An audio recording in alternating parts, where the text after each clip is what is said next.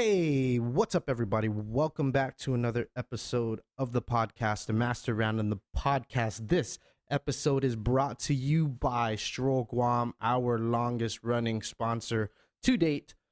Go download the Stroll Guam app today in the Apple App Store or the Google Play Store. And when you do, you will be downloading the most affordable, convenient, and safest way to get around the island. Stroll has also launched their delivery service, which includes food delivery, document delivery, and I believe they're even expanding to even more different types of delivery, furniture delivery, whatever you like. Use the code word MASTER, take that back, random19, RANDOM19, and get $10 off your next ride. That is the benefit of being a Master Random podcast listener. And if you're looking to make more money on your own time, be your own boss, make some side cash, become a Stroll Guam driver. Go visit strollguam.com to find out more information, and you can make up to $800 a week. That's it. Sponsors done. I do want to add, don't forget to support us on Patreon. I got something cool coming up for episode 200, and everyone who supports us on Patreon will be able to get to it for free. Some free shit for you guys.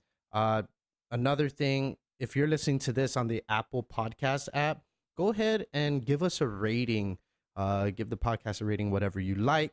Leave a review, and whatever review you leave, I will have Matt read it in his soothing, baby sounding voice. That's it. Now, my next guest on the show, I actually flew to Saipan for a different reason, but I always have to squeeze in a podcast episode wherever I go if I can. And to my luck, I reached out to the listeners, and the listeners gave me some feedback. And in turn, I was able to turn a bunch of leads into one awesome 2-hour episode with Josh Castro, aka Zonzengzung. We talked music, we talked life growing up in the islands, but most importantly, we talked about the unspoken things between Guam and the Northern Mariana Islands, and it's things that maybe are not so spoken about up front and out on the table. And I can tell this is something that a lot of people it burns inside. It burns inside me, it burns inside everybody who has grown up on the island, whether you're Chamorro or not. If you call these places home, it affects you too. So, yes, enjoy this episode with my brother. Oh, wait, I just want to say, I'm so glad to open up the door to doing podcasts in Saipan. I felt like this podcast with Josh isn't going to be the last one for Master Random. I have a feeling that this thing is going to open up many doors and do more podcast episodes, and I am super stoked. So, without further ado, Josh Castro on the podcast, Master Random. Check it out.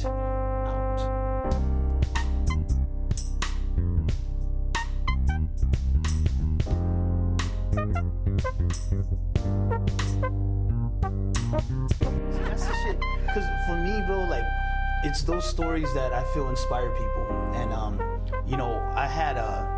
I had this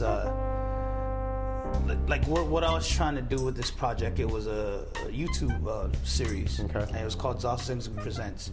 I don't know if you're too familiar. If you are, that's badass. Because I've heard of Zonzengzung mainly through Frank, and then and then nice. Sort of Frank. kind of yeah. I mean, he solid. One thing that I love about Frank, he promotes everybody. Mm-hmm. You know? Yes. And he loves all the Marianas, dude, and he really shows it in everything that he posts and puts up and promotes and helps promote. Yeah, he's always promoting people, dude. It's fucking awesome. Yeah. But anyways, go ahead. Yeah. Go ahead. Okay. No. So I started the series, and we could get into it. Go ahead. Jump into it, bro. Yeah, I'll jump into it. Okay. Yeah. Well, basically, the idea was because I'm not a videographer, I'm a musician, and what I was trying to do was collectively I was trying to get artists from the Marianas as a whole. Okay. And the idea behind it was to, it fell under the support all things local banner.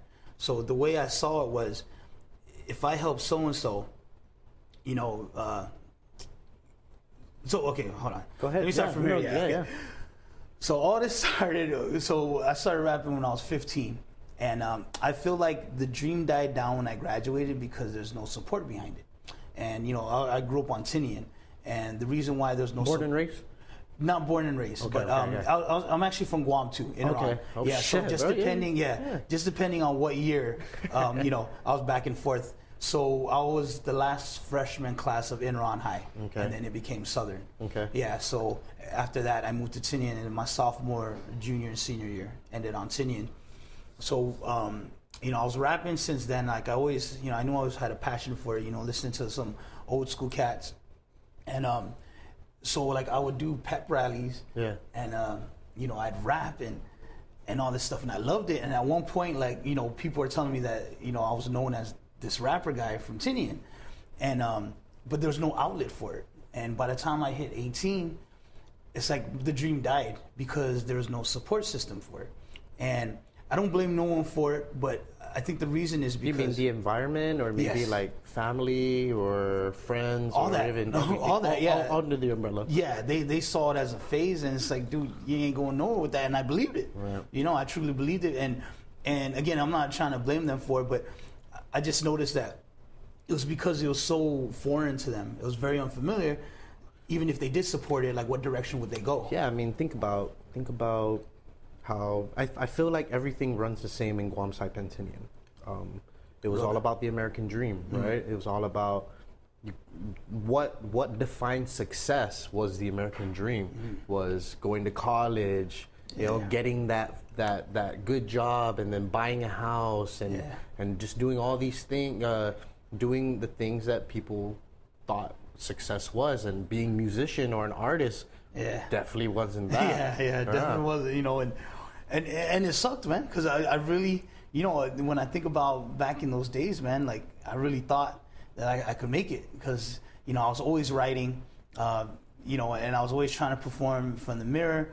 I'd always, like, I do this thing with this when cassettes were still around, and like I would, you know, play and stop to try and get the lyrics down, and then so I would try and mimic those, or not mimic, but I'd try and like copy those, you know what I'm saying, and come up with my own thing.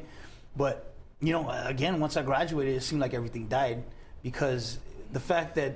What year is this are we talking about? So this was like 96, 97, and I graduated in 2000. That's when kind of everything died.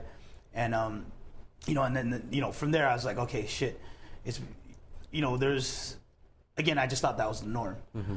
So fast forward, you know, damn, bro, all right, I'm really going off on this. Yeah. So fast forward, you know, so I was still writing here and there, you know, nothing too serious. Did you stay in Tinian? Did you move off island? So yeah, I moved to Las Vegas. Okay. And when I was there, it wasn't, I feel like it, like the passion for it had left, you know, especially being 18 in Las Vegas, you know, bro, coming from Tinian, coming from Iran, Guam, bro, it's a completely different, completely different world, it's a completely different universe, bro. Right. Dude, I had a fake ID within a week, you know, something that I would have never done, you know, and it was like, it was just there, bro, and this was fucking Las Vegas, man, you know, shit you see in the movies, and, you know what I'm saying, so, anyways, I was just trying to do my thing out there, back to the American dream. I was trying to go to school and do all that, so it kind of phased out.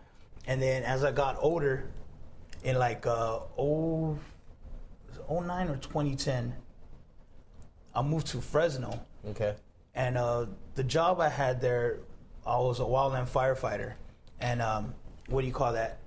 How that job happened was we do all the training or whatever, or we do all the training and then we wait for a phone call, basically. Okay. So while we were waiting for this phone call to start working, we started to get to know the neighbors in our apartment complex, and there just so happened to be a freaking aspiring producer, and she had like her own homemade studio, and I thought it was so legit because it had a pop filter, and I was like, dude, that's the shit I see on fucking TV. Like, I've never seen it in real life. So I was freaking out, and you know, some of my cousins that I was with were just messing around, and they rapped on a track. Then I heard it and I was like, shit, this is pretty crazy. And I didn't want to like rush into it. So I was just waiting for the invite, and finally I got it, bro. And I was like, I just remember going at her, and her name is Ms. D, by the way. She was 16 at the time. And, you know, yeah, I know, but, you know, her mom was cool. We're all doing it. And it looked weird walking into that house, and then we'll walk into her room. Bunch of grown men walking into exactly, a 16-year-old room. But, you know, we had nothing to do, man. We just had a lot of time in our hands. And I remember when she's like, yeah, you know what? Yeah, bro, just rap on this, you know, just to see if you come with some lyrics. And I remember before I recorded, man, like I was in the bathroom. I was like, dude, I got to get this shit right, man. You know what I'm saying? Like I was really like hyping myself up. Anyways, I go in there and, you know, apparently I killed it. Like, you know, they thought it was cool. And then she was always inviting me, like, yeah, man, you should get on this, get on that, blah, blah, blah. And then that's kind of where the recording process started. And like I found a new passion for it. You decided production was something that you wanted to pursue? Yeah, or just more so rapping. Okay. Yeah, because that's what she asked me to do was to hop on these beats, and you know she was more on the production side, the engineering side, and so I kind of continued with that. And what's crazy was within our circle in Fresno, like people were really digging it, man. Like, oh shit, dude, this is pretty legit. You know, the lyrics are on point, blah blah blah. You know, and dude, I was like I was really feeling myself, man. And you know, long story short. Like the passion grew again, or like it resurfaced, and I went to Vegas. I went back to Vegas because we had downtime, 6 months on, 6 months off. I went back to Vegas, and I just linked up with one of my coworkers. How did it go? No, so I saw on my coworker's Facebook page that it showed a studio, and I was like, oh shit, what is this all about? And she tells me about it. So I called this dude up. His name is Daniel. He goes by Optimus Rhyme. And I hit him up. I was like, bro, you know, I'm doing this and that, blah, blah, blah. And he's like, yeah, dude, I'll help you. You know, I'll help you. We could record. And from there, I know I'm speeding through this, but from there, I decided, all right, let me try and put out a fucking album, which I eventually did. And it was my first album. It's called Try My Buñuelos. Was the name of it? Yeah. The story. As Zonzengzung? No, so I was still Joshua Q. Castro. Okay. That's another story. Okay. Shit. I got a lot. No, we got time. We got time. Yeah, that's another story how that came about. I'm still trying to get to. That's so funny. I'm still trying to get to my web series. Okay. So, anyways, that happens, right? And so it comes out, bro, and like, you know, I'm hella excited. You know, I'm freaking out because I'm hearing myself on a fucking CD. You know, and all this shit is going on, and people out here kind of catch wind of it. The homie Cookie Alvarez, I'm pretty sure you're familiar with that name. I've heard of his name, yeah. Frank's really close with him, right? Trench Tech mentor, Okay. So he's in this process because I met him through Frank. And sorry, Frank, you're gonna be associated. Yeah, with I know. Yeah, I know about and I'm not Saipan. even trying to name drop, man. But yeah, I'm just telling the truth. You and me both. Yeah. You know, so I met up with him, and you know, man, that guy you should try and get on your podcast. Okay. Very inspirational cat, man, and what he's done for the MMA community out here is just crazy. But anyways, I linked up with him, and he was allowing me because I shot a video for one of my music videos, and he was allowing me to play it at his MMA events and play the music, you know, as the MMA events were going on. So like some people caught wind out here on that. So anyways, it keeps going and going, and then I kind of caught a little popularity out here. Okay. Somewhat, like I was getting known a little bit like for my rapping. The early 2000s virality, right? Yeah, or actually 2000 and like that was 2010s actually. Okay. Yeah, so it's fast forward all the way there. Yeah. Well, social media wasn't really like a huge thing, right? It's still word of mouth. It was still MySpace. I wasn't into the really videography or putting up shit on YouTube. Yeah. But it gets to that point. And then again, fast forward to 2012, I moved back. So now the popularity is at a certain stage. I'm on traditional media, I'm on the radio station now. They're spinning my shit because they were really supporting local back in the day, so long as it was clean. And the crazy thing that happened after that was all these rappers started appearing out of nowhere, and they started hitting me up about, they do this and that. They want to record, blah blah. All of a sudden, you're the influencer. Yeah, exactly. No, dude, that's exactly it. Yeah, and honestly, bro, I didn't know how to handle that because I've never saw myself as that. I just took a passion resurface, and that's what I continued with. And then now these people are asking me for assistance. So the reason why I started my story back in high school is because I put myself in those shoes again. Like, fuck, these guys are gonna be me. They're gonna lose this fucking passion by the time they hit 18. It like, fucking clicked, huh? yeah, I was like, dude, I gotta do something about this. You know what I'm saying? So what I was trying to do was create a platform for them, because there's nothing out there. The people that they book out here on Saipan, I don't know if it's the same on Guam, but which is very understandable. I'm not trying to throw dirt on no one's name or any decision making of promoters, but the musicians that they book out here, they need to definitely draw a crowd, definitely pack up a dance floor, keep things entertaining. And I feel like there's a educational curve on what hip hop is, and how like it wasn't popular here, on the islands. I'm trying to wrap my head around what you're saying.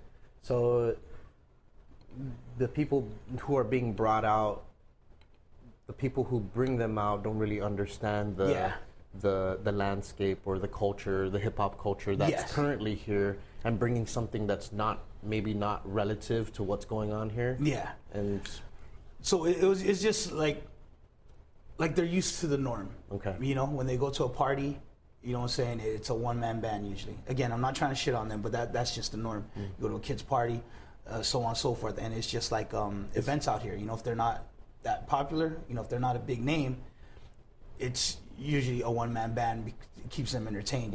Cover band. It's the dude on the keyboard. With the drums coming out of the same keyboard. Exactly. Yes. One-man band. Playing music that's familiar. Yeah. So anything that was unfamiliar, they almost never gave a chance to. Okay. So what I was trying to do is just create a platform or an outlet for these rappers, because there was a lot of them, man. And that's when Zonzengzung Presents was born. Were you seeing like a real big influx that, because it reminds me of Acoustic Attack on Guam, right? I don't know if you've heard of Ryan Bustamante. I was actually on one of their episodes. Yeah, and he started bringing people out of the woodworks, man, and sometimes all it takes is that spark or that fire. To like sort of encourage people, like, hey, your artistry is of worth. Like there is something to pursue in it. Maybe you won't make $1 million, or maybe you won't, or maybe you will. Maybe you won't make a hit, or maybe you will. I think the whole underlying tone of, I guess, what you did, or what you're doing, and what Ryan's doing, is making people believe in themselves. Because, I mean, look, you were 15, you graduate from high school, and you stop believing in yourself, of your ability and your talent, because you weren't sort of getting that feedback and that that encouragement to be like, you should keep doing this. Right? Like, I don't know why I was feeding off validation at the time, which I feel like I should know, man. I think many of us still do. Right? For validation? I mean, just to continue going, or just a reason to keep pursuing something that's not paying, your rent or paying the bills. Yeah, exactly. Yeah, I'm seeing that, man. That's we'll get into that one too later on. But yeah, man, and that's So they start coming out of the woodworks, and they're like asking me for help, and I'm one to really assist, especially if it's something that I'm passionate about. So that's when that series started, and what I was trying to create was basically a team. Like I was hoping that maybe there was about 10 cats that were rapping, and what I was hoping is, shit, that's not a bad number. Yeah, it's a good number of people, dude. Yeah, man,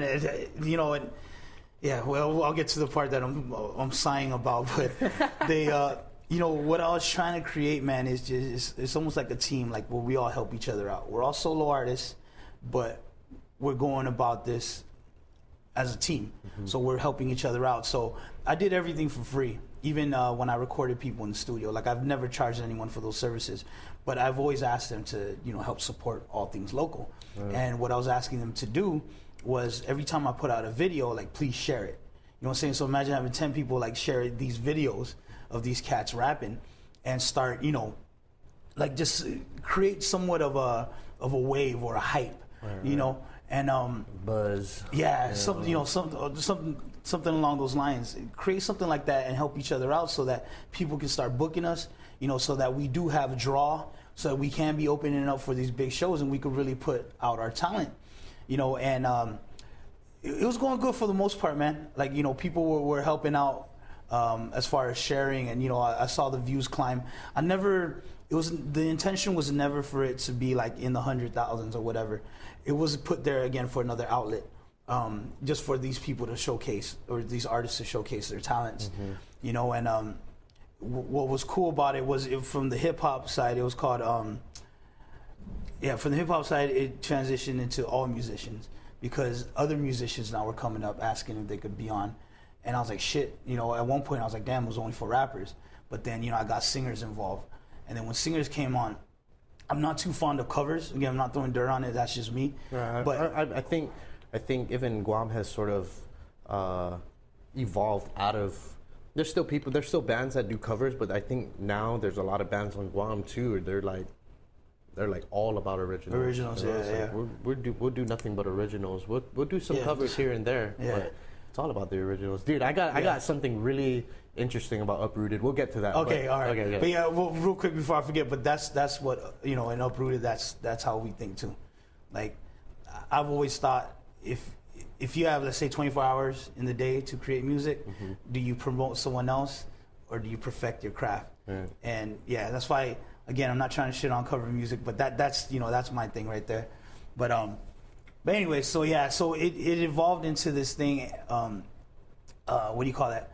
To where now cover musicians are asking me to get put on. So I'm doing all that.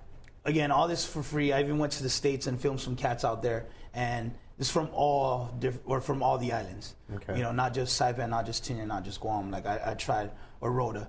I don't think I got anyone from Rhoda yet, but, you know, or one person. Okay. Yeah. But anyways, I was trying to incorporate everyone, you know, as a whole, and on top of promoting the music, promote unity as well. But yeah, that's how that happened. And again, I'm not a videographer, but I had the equipment. I bought the equipment. I had my laptop. And you seemed at that moment, like you're the only one who can offer that sort of backing. That's what it seemed like, to be honest. Yeah, I mean, you know, and like I wish I was a little bit more prepared. I guess, you know, everything that I've done, even up to this point, have all been YouTube tutorials. You know, and like I haven't I'm really, all about it, bro. Yeah. All about those YouTube tutorials. Yeah, I know, right? Yeah, like I haven't really honed into that craft, you know, but it was there for that reason, and then I stopped doing it because it got to a point of what we spoke about earlier, how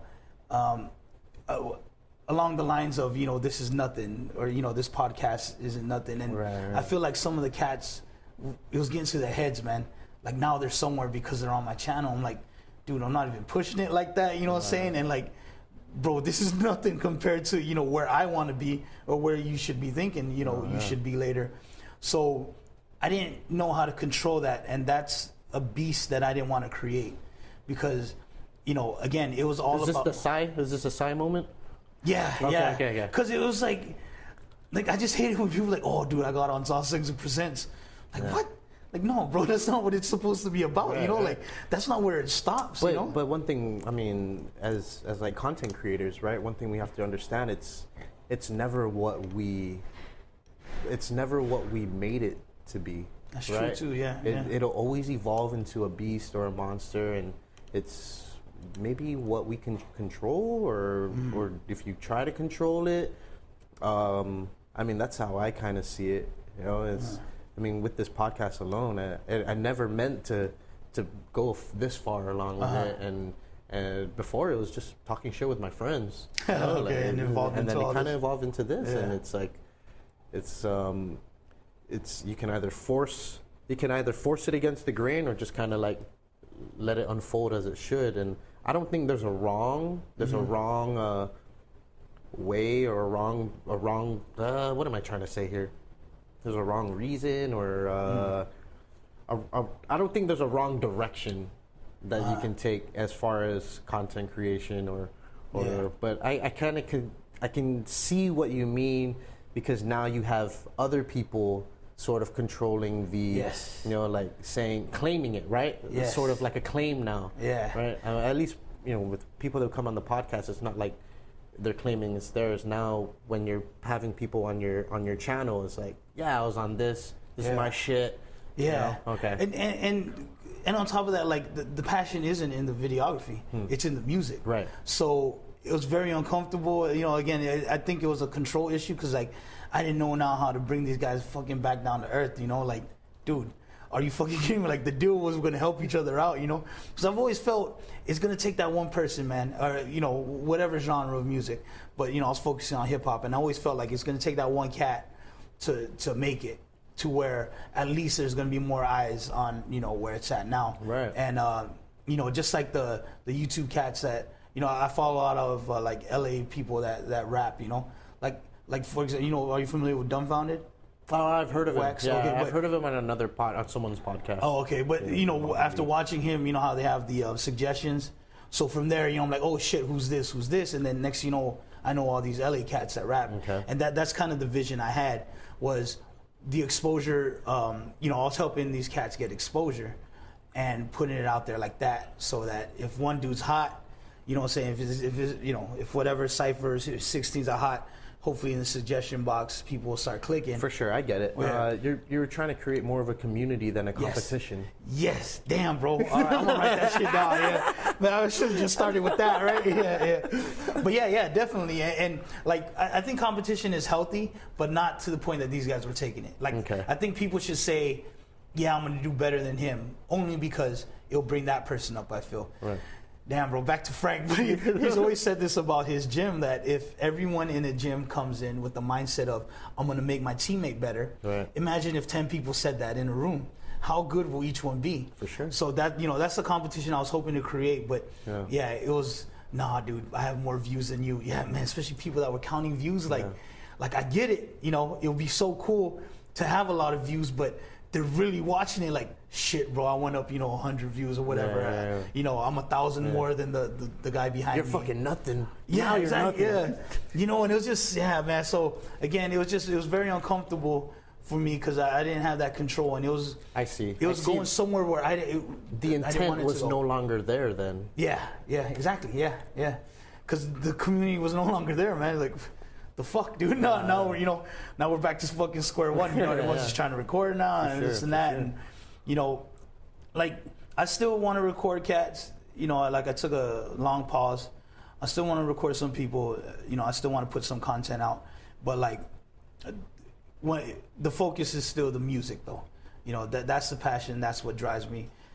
That's what got me all this equipment. You know, and even with that, I'm struggling with. You know, like. I would think that up to this point, I should be at a certain tier. You know, in my mind, at least 6 years ago, I was thinking I was going to be at a certain point at this time, and it's not there. And you know, that's a whole another story too. Like that's where the laziness kind of kicks in. That's when I kind of give into the excuses and all this and that. But at the end of everything, it's still, you know, the music is still there, whether it's typing on my phone in the bathroom. Or, you know, For sure. jotting stuff down at work. For sure. I mean, for me, podcasting isn't just when we're recording. It's every conversation that I have. Yeah. You know, Nice. for me, that's what podcasting is. It's every word that comes out of my mouth. It's every it's every thought and idea that I share with people, and people share with me. And I feel like that's why. I mean, don't get me wrong, dude. Doing this, you know, I've fallen in love with it, but I've almost fallen out of love with it. You know, just because there comes that self-doubt. Yeah. There comes that laziness. Yeah. Right? Yeah. There comes that, okay, next week. You know, This shit happens next week. Today I'm not feeling good. I feel like I'm getting warm. Can you feel me? Getting warm? Yeah. Maybe not today's a good day. I've been through that, dude. You know, and honestly, you just said it yourself. It just never stopped. You know, maybe you're not recording music or writing music, but the music is still going. Yeah, definitely, man. And yeah, it's just so much stuff. Like, you know, I think the more I say, though, the more excuses are piling up. So maybe I should stop there. But you know, and like, How long has it been though since the last time you've at least produced a video or like for somebody? I want to say about 3 years, maybe 2-3 years. Yeah, it's not too far off. Yeah. Yeah. So I mean, I've done some stuff with the band, but nothing nothing like the whole setup that I had for Zonzengzung Presents. Right. Yeah, but yeah, but we'll see. Cause for some reason, man, I always have this. Like, I just don't want to push people away kind of shit, man. I don't know what it is in me. Like I'm a sucker for that. You know what I'm saying? When someone asks me for assistance on something that I have a passion for and something that I could see that they enjoy, you know what I'm saying? Like, I'm a sucker for that. I'm like, okay, yeah, you know, I'll figure out a way to do it, you know? Yeah. And I don't really know what the intentions are, you know, of that person or how far they want to take this. Yeah. Where do you see it now compared to 10 years ago? Or 2010, right? Is when you said you moved back to the islands. Yeah, 2012. 2012. Yeah, but so, 2010 is probably when I started. And when you started recording all these people and putting them on, you know, like, so where do you kind of see it now? Is there a reason to go back to it to sort of help them in that way again, or is this something like, because technology and all this gear is so available to us, and to the simplest of gear. I mean, I had Oniwan. He's a young rapper that just released his album on the last episode, and he said the first time I recorded, I put a blanket over my head and over the microphone. You know, and this is me like rapping into the microphone, but I look like a ghost. You know. Nice. You know, do you think it's something that you need to readdress and maybe bring back onto the table, or is this something that, okay, I did what I can, you know, it's up to each and every one of us to figure it out, because now we all have the tools. We all have access to the internet. We all have access to beats, right? Or you can go online and buy royalties to a beat, right? That no one's ever used, or whatever it may be. Damn, bro, that's a good one, man. I guess I never really sat down and thought of it like that. You know, now that I'm in a band, I got to consider that always now, you know, the time that I spend, you know, promoting all of that. Do I think I should jump back into it, man? Something tells me I should, you know, and again, I think it's because I just want to help that person that's not being helped, you know, with the talent that they have, you know. Like, there's a handful of young bucks. But is it more of talent that's not being exposed, or talent that's not trying to be exposed? Trying to be, or even just I guess that's a good way to put it. Not trying to be exposed. Like I said, availability, right? It's everything's at our fingertips. Whatever you want. That's a good point. I guess. Right? Shit, I guess I got to sit down and really assess that one. Yeah. I mean, even with Acoustic Attack, you know, they kind of they went hard for a few years and then kind of, you know, went off the map for a little bit, reassess. Yeah. Now they're back, dude. They're re-released. They just released a couple songs. I think they're gonna release a compilation album. That concert they got going at the Bank of Guam thing. Right. The acoustic. Right. Yeah. So that's just I don't think it's too late for you, but you know, maybe it's just something worth considering, right? Yeah. You dabbled into it. You found out maybe it's not something that was a part of your original intent, but maybe it's evolved now, right? Damn, that's true, bro. Shit, dude, that's pretty fucking badass, bro. Maybe I needed this, bro. This might be the sign, bro. But yeah, I mean, you know, again, I guess I really got to think about it. But you know, what always brings me back to it is the music. You know, like I really enjoy listening to local talent. I mean, and if I feel like you've coined yourself as a producer here. Yeah, can you say so? I mean, yeah, to a certain extent. Yeah, okay. Shit. I don't know. Because I feel like, even just like with sports, right? The coach enjoys the game just as much as the player. You know, the coach used to play the game maybe, but the love is still there, because now the production, now he's be able to control the production and the growth of the player. A little analogy for you, right? Nice, and so now you've sort of made yourself the coach. You know, you created that platform for people. Yeah. And you know, it's not out of reality, for sure. It's not impossible, right? Yeah. Damn, that's a very good point, man. Definitely gotta think about that one. But, you know,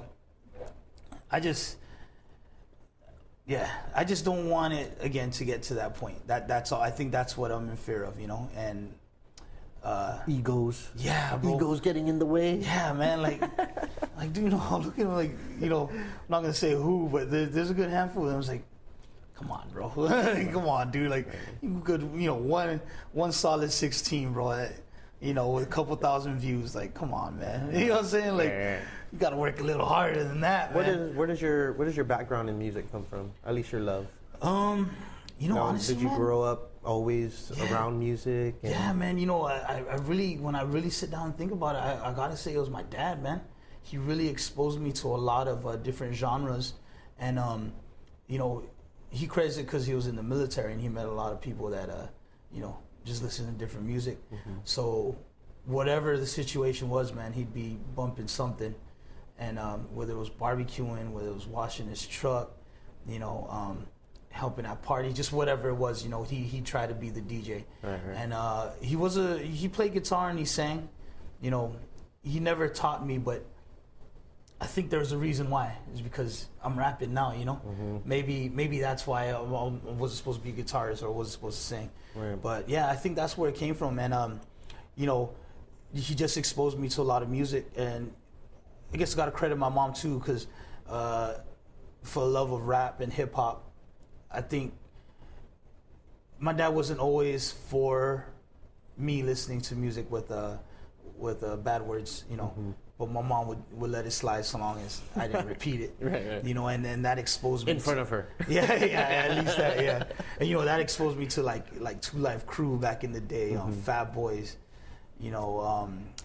just to name a few. Like late 80s, Okay. Yeah, mid to late 80s, okay. And then of course onto the 90s hip hop. I was born in the late 80s, so I mean a lot of the early hip hop is kind of, I wasn't exposed to it until maybe after high school. Oh, okay, gotcha. So. Yeah, because I remember in the 90s that was old school. Yeah. You know what I'm saying? Like no one really knew who the fuck the Fat Boys were. No, that boy. Yeah. That's Two Live Crew, right? No. That or it's Two Live. Shit, okay, well, the Two Live Crew I'm talking about is like the Me So Horny and the Dirty Nursery Rhymes. Okay. Yeah, I think that's, shit, bro, damn, bro. Yeah, I guess you just checked me, bro.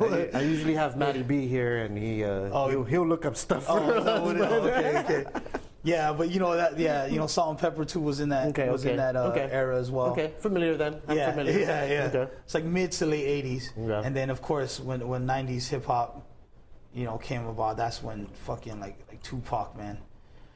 Yeah, like just the way he spoke, man, it was so influential. Like I always described it as it can never I could never relate to it, but when I close my eyes I could almost, kind of dorky but kind of corny, but like when I close my eyes I feel like he's really painting this vivid picture of his lifestyle. For sure. And it's just the way he spoke, and now he was very conscious too. Yeah, right? Yeah. For a very young guy, very conscious. Fuck yeah. And it was his upbringing, right? I believe his mom was a Black Panther. Yeah. Right. So yeah, I think his dad too. I always like Tupac and Eminem they're like my top rappers. Okay. And I love Tremor music, and I always put them in the same category as far as storytelling, and that's kind of how I write my music as well. Like, well, Eminem's kind of on a different level, but like when you really listen to Tupac's rhymes, it's very basic. The way he rhymed.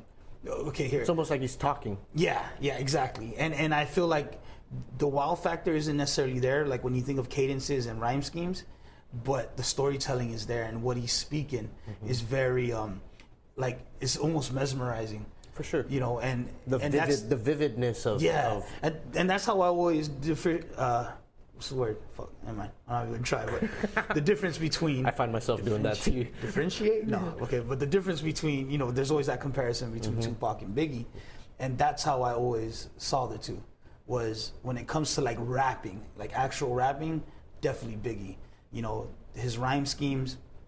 You could almost listen to his acapella and a beat just comes up out of nowhere, like fuck, where did that come from? Because just the way he was rapping, But Tupac was more of the storyteller of that. You know what I'm saying? Like he wrote poems and he's almost reading a book with the soundtrack, basically. Right. You know, that's how I always saw him. And I feel the same way with Chamorro music as well. Right. And, you know, I feel like Chamorro music has influenced my music, you know, as far as being prideful, telling stories of back in the day, right. you know, and all that. So they were the two. And again, I credit my dad or my parents, basically, for exposing me to all that, you know. Thanks, yeah.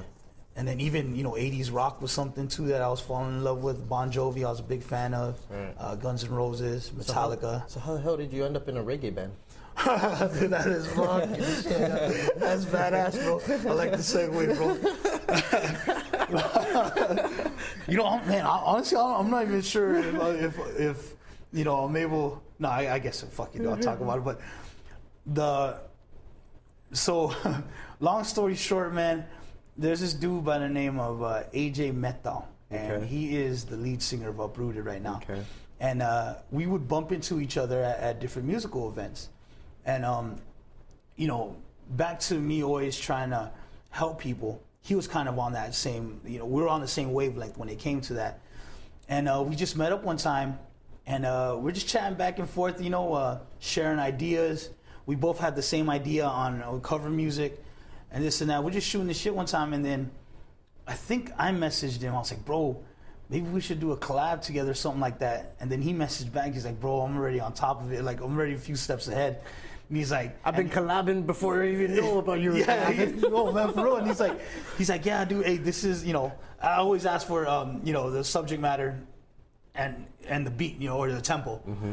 And then he's like, yeah, bro, hey, actually, this is the song I want you on. And it was all like fucking within that first minute. It's like, yeah, this is the song. It's called Stormy Rain. It's about this and that. You know, just write a 16 and we'll go from there. And I was like, cool. And before all that, man, like I've heard these guys. And dude, they didn't have a drummer at the time. It was just a percussionist. And bro, they were fucking sick, man. It was all original. I always thought like they sounded like Revolution. Okay. Like they had that sound and that feel to their music. Yeah. And you know, I was really a fan, man, before anything. Anyways, back to the conversation we had on Messenger. So he gave me the beat, or he kind of just strummed it. I wrote my lyrics, and then yeah, we ended up recording it. And it just so happened that after we recorded, they were doing a show on Tinian for the Fiesta. Okay. And I was like, damn, bro. I was like, fuck. I always try and make it down for the festivals. So I was like, shit, I'm going to go down. Let's link up, you know what I'm saying? We'll say, what's up? And, that's what I was thinking. And then, before it happened, he hit me up. He's like, bro, we got 2 fucking sets, 2 different nights, and we want both sets to be completely different. But we don't have songs to fulfill that. He's like, why don't you perform with us? So I was like, shit, hell yeah, man. You know, my hometown, whatever. And within that process, I think we were a month out, he put me on a second song that we never recorded but just performed. Okay. Went down to Tinian, man. It was a good show. Like, it was received very well. And, yeah, again, long story short, we came back. And there was like 2 other shows afterwards. Like, bro, why don't you perform again with us? And I was always a feature, you know, Uprooted featuring, you know, Joshua Q. Castro or Zonzengzung. And yeah, from there, bro, like deep down inside, man, I spoke to AJ about this. Deep down inside, bro, I was like, man, please, bro, please, you know, please let me be a part of this band. Like, whatever it took, you know, in the back of my mind. And I guess he already had his mind made up. And I'll never forget that meeting. We went to a buffet, man. We were just, you know, shooting shit. And, yeah, bro. I was like, dude, I don't know really how the conversation went, but it got to a point where I was like, yeah, bro, like, man, it would be cool if I could be in the band. And AJ's same thing. Like, bro, I'm already on top of that, man. Yeah. He's like, yeah, dude, you're officially in the band now. And that's how it was. And I think our wavelengths, bro, got us to that point.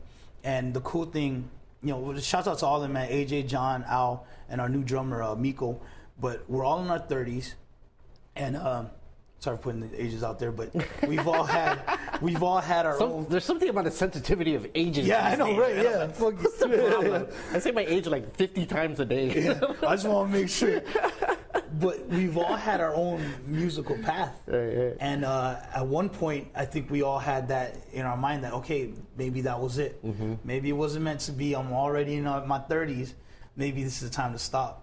And it was because of the band that all of us fucking revived that, bro. And, you know, and that's where we are now. And yeah, and that's how that ended up happening. We even toured in the States. Yeah, I saw that. That was like last year or something last like year that? in March. Yeah. How did that go? How did that, I mean, now you're stepping out of you guys' comfort zone where maybe people know who you guys are, maybe not. So Man, it was good, bro. Man, it was fucking badass, man. Yeah, just it was only 5 shows. Okay. But the coolest thing is that we did it from here and we did it on our own, as far as getting the finances and the sponsorship and all that. And so, we really we had a lot of pride in that. And bro, we were received well, man. Has there been any other bands that have toured out of Saipan or out of the NMI at all? Not to our knowledge, because we've asked that question. Not to our knowledge.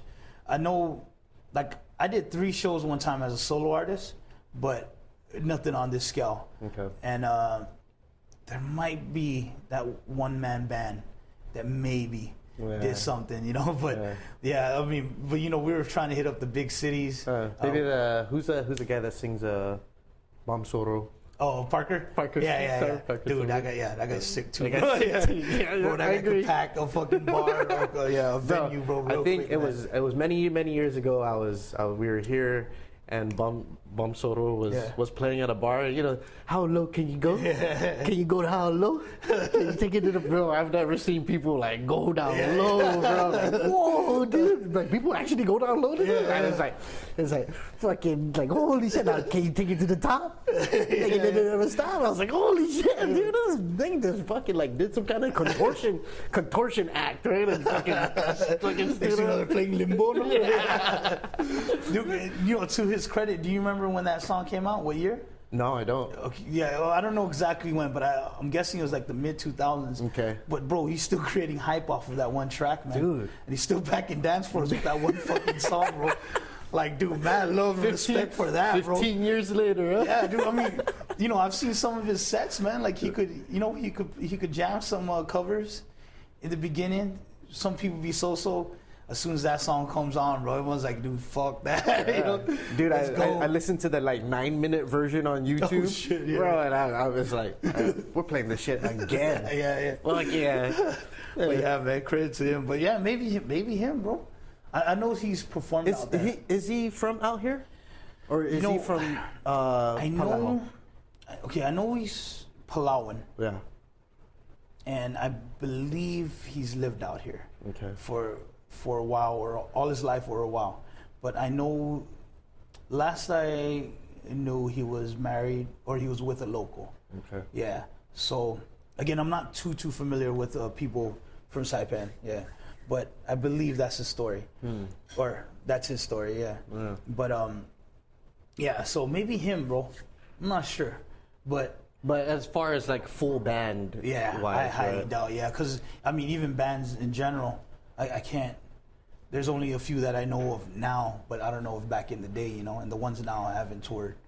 So yeah, I would like to think, it's a good feat though. Yeah. Right? I mean, it's creating possibility and making kids who listen to you guys here be like, shit, these guys just toured the United States. Yeah, that's the goal. Why can't we? Yeah, that's the goal. That's definitely. And I know I can't say too much about it, but there's stuff in the works right now. Okay. And the coolest thing about it though was, I feel like that was the learning process. Like we paid for it. It's almost like college. We paid for that education on how to organize it a whole lot better the next time around. And I don't think I'm supposed to speak on it too much, but But I mean, something's gonna happen, And just the fact that you guys are continuing it on, it's just not like a one and done. Yeah, right? Exactly. It's like, oh, we tried it, man. We're never gonna do it again. It was way too much work. Yeah, because dude, the response. Okay, so one of the biggest mistakes that we made is we didn't hit up the Polynesian or like island clubs from colleges, which would have really helped us out for sure. Or had a street team out there promoting us, because half the people that went supported because they knew we were from here, not necessarily because they knew our music. And when they heard our music, not trying to toot our own horn, but they were pretty surprised with the product that we had put out. Okay. And they were all saying like, shit, dude, if we only knew about this earlier, we would have invited so and so and so and so. If we only, like, damn. Like, some of our promotions were fucked, I guess, and we were getting that. That was pretty consistent, man. Every state that we went, or every show that we did, the people were giving you that. I had no idea. Yeah, well, I had no. Or if I only knew, I would have brought more people, or they would have helped promote it at local parties. Go to like island restaurants, you know what I'm saying, or any island function, and just hang out flyers or something like, hey, these guys are doing this and that. I feel like there's a Chamorro restaurant in every right, especially now. Yeah. It would have been something, but we were received very well, knowing that it wasn't that one where people were reciting our music, but we got people moving though, man, and we got people like really just feeling the grind, you know what I'm saying? Like feeling what we were trying to do. Right. And it's happened in Vegas, man. I thought it was so funny because this dude was like, where are you guys from? And I was like, oh, I'm originally from Tinian, but I live on Saipan, and these guys are all from Saipan. I was like, oh, no, I know, but where did you guys come from? And I was like, from Saipan. He's like, no. Like, did you guys, were you guys in LA? And I didn't understand the question, but then come to find out, he thought that we were in the States, and then we did a tour. And then when he finally caught on, he's like, bro, you guys fucking flew out, bro, just to perform? We're like, yeah, bro, we're touring this and that. It's like, damn, that's badass, man. And they were really, they really appreciated that, man. And I hate to say, for whatever reason, I'm not going to argue the point, but the fact is, we felt like we had more support out there than we ever got here. You know what I'm saying? At paid venues, mind you. Because we do festivals out here where it's free. You go watch us for free, and it seems like no one comes out, I feel like the sentiment is shared for Guam, for music on Guam, too. You know, and I played in the music circuit for maybe like 3 or 4 years, right? Mm-hmm. And then just watching from the outside now, the appreciation. I mean, dude, we have 5-star caliber musicians fucking tearing up instruments like they're pieces of paper, bro. Yeah. And there's 3 people in the crowd. Yeah, right. You know exactly. What I mean? Yeah. Because it's not at a fucking like particular place that they want it to be, or it costs too much, or it's like, are you joking? And so it's like, that appreciation for music is still missing. Appreciation to support locals in honing in on a craft, or expressing themselves in a certain way. And I feel like it's within the inner community of, I would say, the rock community on Guam has the best community support that I've ever seen. Like the rock genre? The rock genre, the community of rock bands. Oh, okay. I mean, rock band supporting rock band, friends supporting their friends who are in a rock band, fucking dancing and singing every word to their original song. Mind blowing. Yeah. I mean, I went to a couple shows, and just even when I was playing, I was like, fuck, we don't get this on the reggae side. Yeah. And still up to now, we have 4-piece band, and they're national touring band, like killing it on the albums. But yet when they're playing on Guam, everybody's too cool to dance all of a sudden. You know what I mean? It's like, hey, bro. Yeah. No, dude. Yeah, that's so true. I'm just gonna stand on the wall right here. Yeah. Just kick back. Yeah. Chill. Just kick back. Yeah. Don't draw any attention to us, bro. Yeah.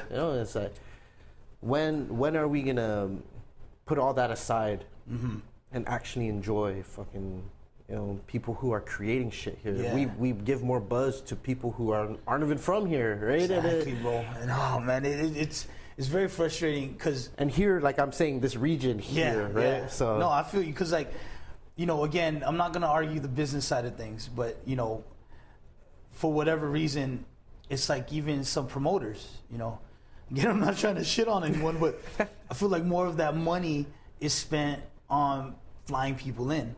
And I'm not talking about what the talent fee is. I'm talking about how much money was spent. You know what I'm saying? Because even though, we get this a lot where, I paid so much money for so-and-so to come down, and they're not even getting anything. But here's your talent fee. It's like, no. How much was paid, for that act, Right. And again, I'm not going to argue the business side, but the way I see it, especially when they use the whole support local, Like, bro, get the fuck out of here if that's how you're treating us, huh? Right. And then, because I would see it as, if you have X amount of money, maybe spend it on the locals so that we could go out and, make money elsewhere. Right. Instead of making a production to bring shit here, how about making a production to push shit out there? Yes, exactly. You know what I'm saying? Like more of an export rather than an import. And it's like, and, again, I mean, I keep protecting myself by saying I'm not going to argue the business side, but I understand that it is a business. But if you're going to keep saying support local, you know what I'm saying, then get rid of the business or stop saying support local and using that as a marketing tool. Right. Because so many times it's happened and, to where it's like, damn, man, we got to pay for these instruments. And, man, being in a band, like, I understand now how expensive it can be, man. This shit didn't just pop up out of nowhere and now we're jamming. Right. You know what I'm saying? We had to pay for this shit. Right. Just the time that we put into all of this, the time that we take off from not doing something to get paid to practice our craft, all that. It's so hard to get people to realize that, And I've always, especially these people that ask us to play for free, it's like, come on, man. Your fucking event is going to make how much money, you know what I'm saying, and you're asking us to pay for free. And the analogy I always use is a chef. It's like me asking a chef to come to my party. Like, bro, all I want you to do is fucking cook up a storm, bring out the best in you. You're going to pay for all that meat, all the seasoning, all the time that you spent at a culinary school. You're going to do all that for us for free, but check this out. You're going to get exposure. Yeah. And it's like, what the fuck, dude? How am I going to pay for all this shit, Motherfucker, I can do that myself. Yeah, right? You ever heard of social media? Yeah, I know. And that's another thing, too, that we're trying to hone in on as a band. But you get what I'm saying with that. Yeah, understand. Because I'm sure it's Saipan's not the only place. Fucking Guam, bro. I mean, people play for free all the time, It's like, I have... There was this thing about Guam is I don't know if it's the same out here. It's like, hey boy, we're family, you know. Yeah. Hey, come here, play for the party. Yeah. Company's party. Yeah. You're my godson, at least soon. Yeah. Make it cheaper, Dale discount, boy. Bro, I'm the one that talked to the bush. Yeah, no, man. Yeah, we get that a lot too, man. Or like the funny times, man, is when we know that so and so is the promoter, and so as a promoter we kind of know, and so kind of knows so and so number two. Yeah. So and so number two just happens to be a bandmate's relative, and then now so and so number two is asking us to jam for this fucking event when we know the fucking promoter. You know what I'm saying? Like, come on, dude. Right. Like, come on, why are you undercutting us like that? And again, I know there's a business side. Yeah, and I know they have a side to that. But still, you have to pay the dues too, right? Yeah. I mean, you have to pay the talent. Yeah. I mean, you can't treat locals like it's not talent. Yeah, exactly. Right? Yeah, exactly. And underpay or even undercut what maybe they truly deserve. Yeah. Right? Because I know it gets deep into like the draw. How many fans do we actually got? This and that, and I completely understand. But on the flip side too, it's like. I think what bothers me the most is the whole support local. Like, your definition and our definition is completely different. You know? My problem with support local back on Guam is everything support local is like twice as much as fucking all the other stuff that's not local. Might as well just not buy the local shit because that shit's more expensive. Like, why is local fruits like way more expensive than regular fruits? That's a good point too. Yeah. But that's my qualm with support local. But anyways, I digress. Yeah, because you know what's crazy though, man. Like it's funny that you say that about Guam bands and talent because, at least for me, from the outside looking in, man. Like I always think it's cool that, like, if I see a clip of someone's show, like I see that there's another band like in the crowd. You know what I'm saying? And like.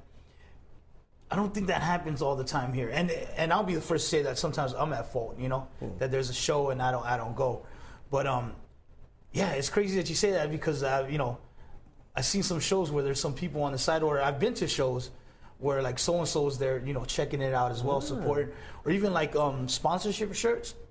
Like I think it's cool that there's all these little small businesses, small local right. businesses that are on the shirt, the sponsor shirts, Right. like for like a fun run. Right. Like it's so cool to see, like crowns next to shit, man. I can't name off my top, like some restaurant next to so and Maybe so like and so. Pika's Cafe. Yeah, there's some shit like that. Not sponsored by any of these. Yeah, and then someone from like John Dank, is rocking it. Right. Like that shit I think is cool, and that doesn't happen here. Or I was in Guam recently, and I went to, I forgot what gas station, but I seen a John Dank fucking a commercial. Commercial, bro. yeah. It was also not sponsored by 76, but it was a 76. Oh yeah. Something like that. And I was thinking like, dude, that's fucking cool, bro. Like, I'm not trying to shit on no local businesses, but that hasn't happened here. Right. To where there's that kind of collaboration or support, right. Or at least to that extent. Honestly, bro, I feel like for Guam, it's only been in recent years. Oh, okay. So it hasn't been for. There's been sort of a revolution in music on Guam in 2015. A lot of bands started like really going into the original music, and then in 2016, I think 5 bands came out with their own albums. Oh, nice. Okay. And with Festpac and the resurgence of the culture and the Renaissance and everything, now everybody, now we're. I don't know if it happens out here, and excuse my ignorance because I never really spent any time talking to someone who's lived out here. We're all one and the same people, and the fact that I've never had a real conversation like this, it blows my mind. Like I'm really just like, what the fuck? Where the fuck have I been this whole time? Damn it! What was my point that I was saying? What was I saying? Talking about band support. Oh my goodness. Oh shit, that happens to me a lot too, bro. Anyways, just bands just recently started coming out, okay. And with the Festpac and right with the resurgence of the culture and identity, right? So identity is like a real huge thing that I started picking out with doing podcast episodes. Like a lot of us were really trying to find our identity. We grow up on Guam. A lot of us aren't taught the language. Culture is always going to be there, but then we uproot ourselves and we put ourselves in the States, and all of a sudden we don't know who we are. So now we start kind of getting involved in subcultures out in the States, and then we try to bring it back, and it's like, you're kind of acting like a statesider. You're settled down there, statesider. That's very true. And on Guam, I feel like what's happening on Guam is like the true identity starting to come out. It's like our generation starting to really find ourselves in the arts. Everybody's starting to know their artistic worth, their artistic value, whatever it may be. And you actually have musicians and artists who live off of their art on Guam now. Oh shit! Yeah, man. Nice. Okay. Joe Guam, for example. Joe Guam, he's a one-man band, and that's what he does for a living.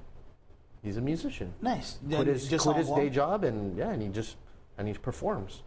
Oh, well, that's 5-6 nights a week sometimes. And that's how he makes a living. And that's how he makes his living now. Nice. Right? So like anything's possible, right? And it's whether you're getting support from small businesses or outside entities, I think it really boils down to the individual and how much you're really willing to put into it. Yeah. And a lot of us don't realize it takes 24. We all have the same 24 hours in a day.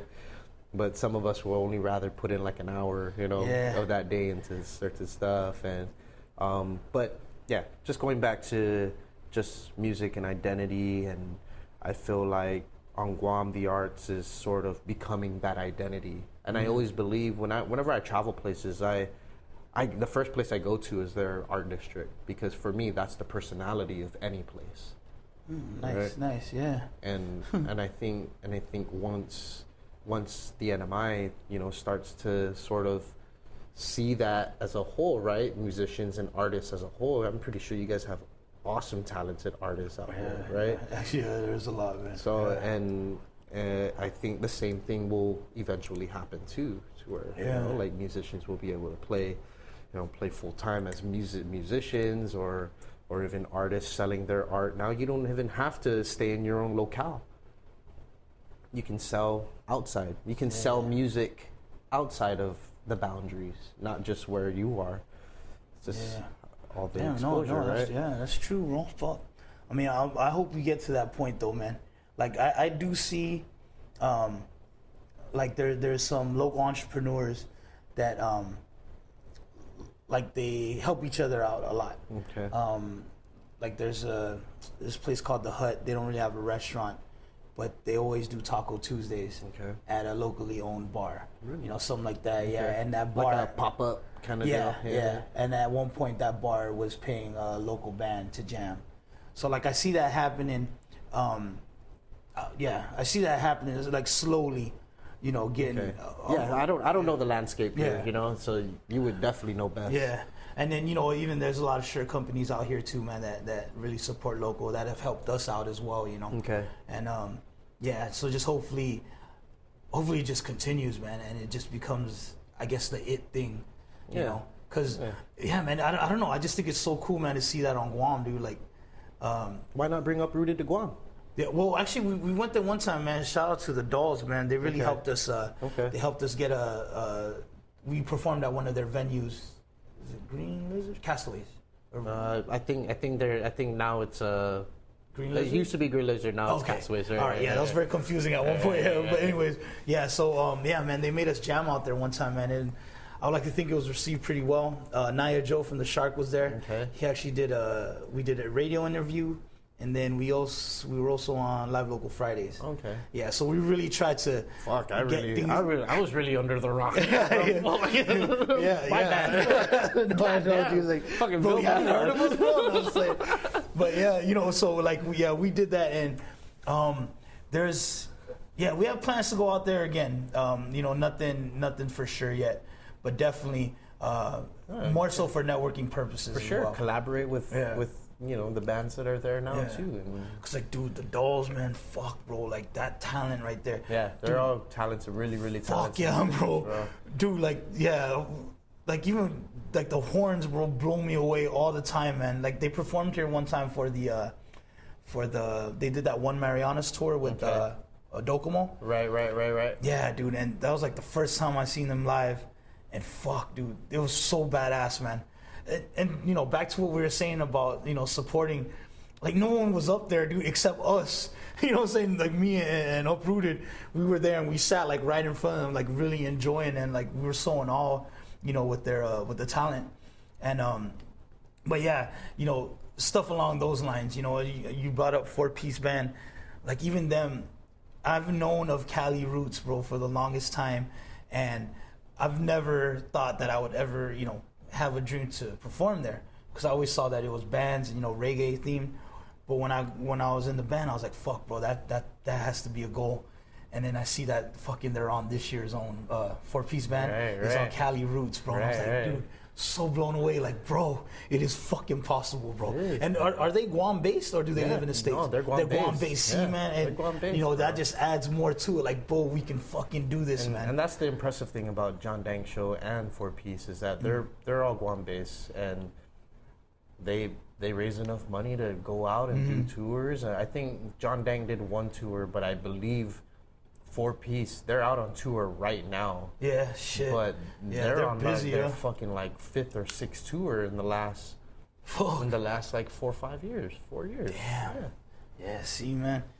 Yeah, that's badass, bro. And Guam based, so it is. Everything's possible, right? It's just really how much. See, man, really, shouts out to them, man. Like that's what I don't want to speak too much about it, but that's our goal as Uprooted as well. Like, I feel like we could all, or maybe not a snap of a finger, but it wouldn't be that hard for us to move back out to the States. Like I said, we've all been away from home, but again, we wanna do it from here, Yeah. Damn, bro. Yeah, fucking 4-piece band. That's fucking badass, bro. Yeah, but yeah, see, like that. Man, I know they did a Marley Fest, I think, last year or something, and it was a sick-ass lineup. Was it Marley? But it was something pretty big, and I was like, oh, okay, cool. They didn't do Cali Roots yet. hopefully we're the first ones. Right. I believe last year was like their coming out party, maybe? or rite of passage kind Okay, of deal. gotcha. Right? So they played like the after show, acoustic after show, and that was kind of like rite of passage. Yeah. And then it officially got them onto the lineup. So yeah, dude, I forgot. I think it was one of I think it just popped up on like a recommendation or something on IG or whatever, that like a suggestion, you know. And I saw the promo for it, and I saw 4-piece. Like, damn, bro, fuck, that's badass, man. You know, hopefully one day, man, we can share the same stage out there. But yeah, man, that's cool. That's cool. And then John Dank has come here too a couple times. Yeah. So where do you see music evolving? You know, like how do you see music evolving out here? Do you see like a positive growth, or is there something that needs to happen? Is there stagnation right now that? What is? I think it is pretty stagnant. Okay, so music in general is alive and well, but what's taking over, in my opinion, right now are the one-man bands. Okay. You know, just very talented cats. The same guy that plays over here at Godfathers, right? Yeah, the older gentleman, right? Isn't he like the one-man band? Shit, okay, I haven't really... no, he's not. He's not, okay, I know there's a band there. I know he's an older guy. Yeah, okay, I know there's a band there, but I don't know if there's a one-man band. But I know that... Take it back. I know that scene is alive and well. Again, very talented cats. Dude, they could be on that stage for fucking 4 hours and maybe only take like 2 breaks. You know, like very talented cats. So I feel like that's alive and well. You got some local bands that jam at bars, that gig at bars. I don't know what's the name of the one at Godfathers, but I don't know if you're familiar with Tom Boswell Jr., but he jams at Johnny's. So I think in that sense is alive and well. But as far as new up and comers, like there hasn't been like original creators. Yeah, music. Yeah, especially for bands. I think it's only us, unless there's someone out there that's forming right now secretly. Yeah. There was a band called Laddie Vibes, man. When I came back, dude, fuck, bro, I thought they were, or I still think they were legit. Yeah. I don't know what happened, but they're no longer a band, and I see them every now and then. I'm hoping they come up. There's our bassist was helping out a band by the name of Friend Zone, and I don't know how serious they're taking it, but those guys are fucking talented. There's a dude, if you ever come back, his name is Phil Rebulliman. Giving him a shout out, another name drop, but he's a teacher at Hupwood, and he creates a band. Okay, I might be a little off. I believe it's 7th and 8th graders that he creates a band every year, and bro, they're covers. But fuck, bro, he covers like Snoop Dogg, Dr. Dre, like some hip hop shit. He transitions into R&B. It's just a full-on, very entertaining set of the 7th and 8th graders. And the craziest thing is every year it switches out. Wow. Because the 8th graders leave and 7th graders come. You know what I'm saying? And they're still fucking dope as shit, man. But the band is called Friend Zone. We jammed at the last concert here. I'm not 100% sure how serious they're taking it, but very talented. They got a female singer. There's Jocelyn Itzebus, very good singer. The drummer is good too, which is her brother. I think that's all of them, but very talented. Yeah. But other than that, man, they had a Mango Sessions band. I don't know if you heard that. They were kind of buzzing on Facebook. I might have like caught something of theirs. I can't say. Yeah, for another sure. very talented group, but they used to jam at Safe House a lot. And they're a cover band. They're very good at what they did. I don't know where they're at now. I don't know, bro. Yeah. You're talking to me right now, and all I'm thinking is Zonzengzung Presents all these bands now instead of rappers. Yeah. No, you're right. You know, man. You know, remember in the beginning where I was asking you how you got these people to trust you? Yeah. I think that for bands at least, I might still be on that stage of maybe they're not saying it, but like I feel like it's one of those. Oh damn, man. Never mind. It's not fair to say because I haven't asked him, Okay. but sometimes I feel like it's, you know, what can you do for me kind of deal, you know? Like, Well, you never is know, my right? talent gonna propel you and just leave me where I'm at? Right. You know, sometimes I feel like maybe it's just me, Right. you know, but damn, you're right though. Yeah, you're right. Maybe I should be. Maybe maybe it won't create competition, but it'll help cultivate, right? Yeah, that's Original music, and just go out there and be like, hey, I wanna produce a video or of someone doing original music. I don't care if it's your whole band or just an acoustic guy, 2 singers. I don't give a fuck. Something, right? Yeah. And I think it'll help. It'll be good, promotion for them, but also, you know, kind of honing back on honing is not the right word, but kind of bringing it back to The original idea, Yeah, you know, okay, of what you wanted to do. I feel like it wouldn't true, be man. so egotistic, right? Because now there's more people involved, and people are wanting. Yeah, maybe I'm just talking shit too, but Yeah, no, that's a very good point. And in all honesty, man, like, yeah, I've never approached these everyone that I spoke about as far as approaching them as a band, you know. But maybe that's what needs to happen, right? yeah, because even that man, maybe after this, I'll show you that dude Phil Rebellman that I'm talking about. Because not only like can he play, I think every fucking instrument, but he can sing and he can rap, bro. And this guy's badass, bro. Yeah, he's hella. I'm not even. Yeah, I'm just name dropping. I'm sorry, bro. It sounds like I'm kissing your ass, but like that. Yeah, that dude he's legit, man. Does Walter Manglogna still produce stuff? There you go. Yeah, another person. Okay. Yeah, sorry about that, Walt. He's I know he just put out a new video. I haven't seen him perform He's live probably in a while. the only person that I've really seen put out like music Content from out videos. here. Yeah, right. Yeah, he damn, bro, I can't remember the last show he did, but I've done a couple shows for him, man. Okay. Yeah, he's still around. Yeah, man. I'm trying to think, dude. I haven't seen him perform in a long ass time. Another dude I want to name drop is Young Gotti. I don't know if you ever heard of him. I need to bro. come out to Saipan This more, guy- obviously.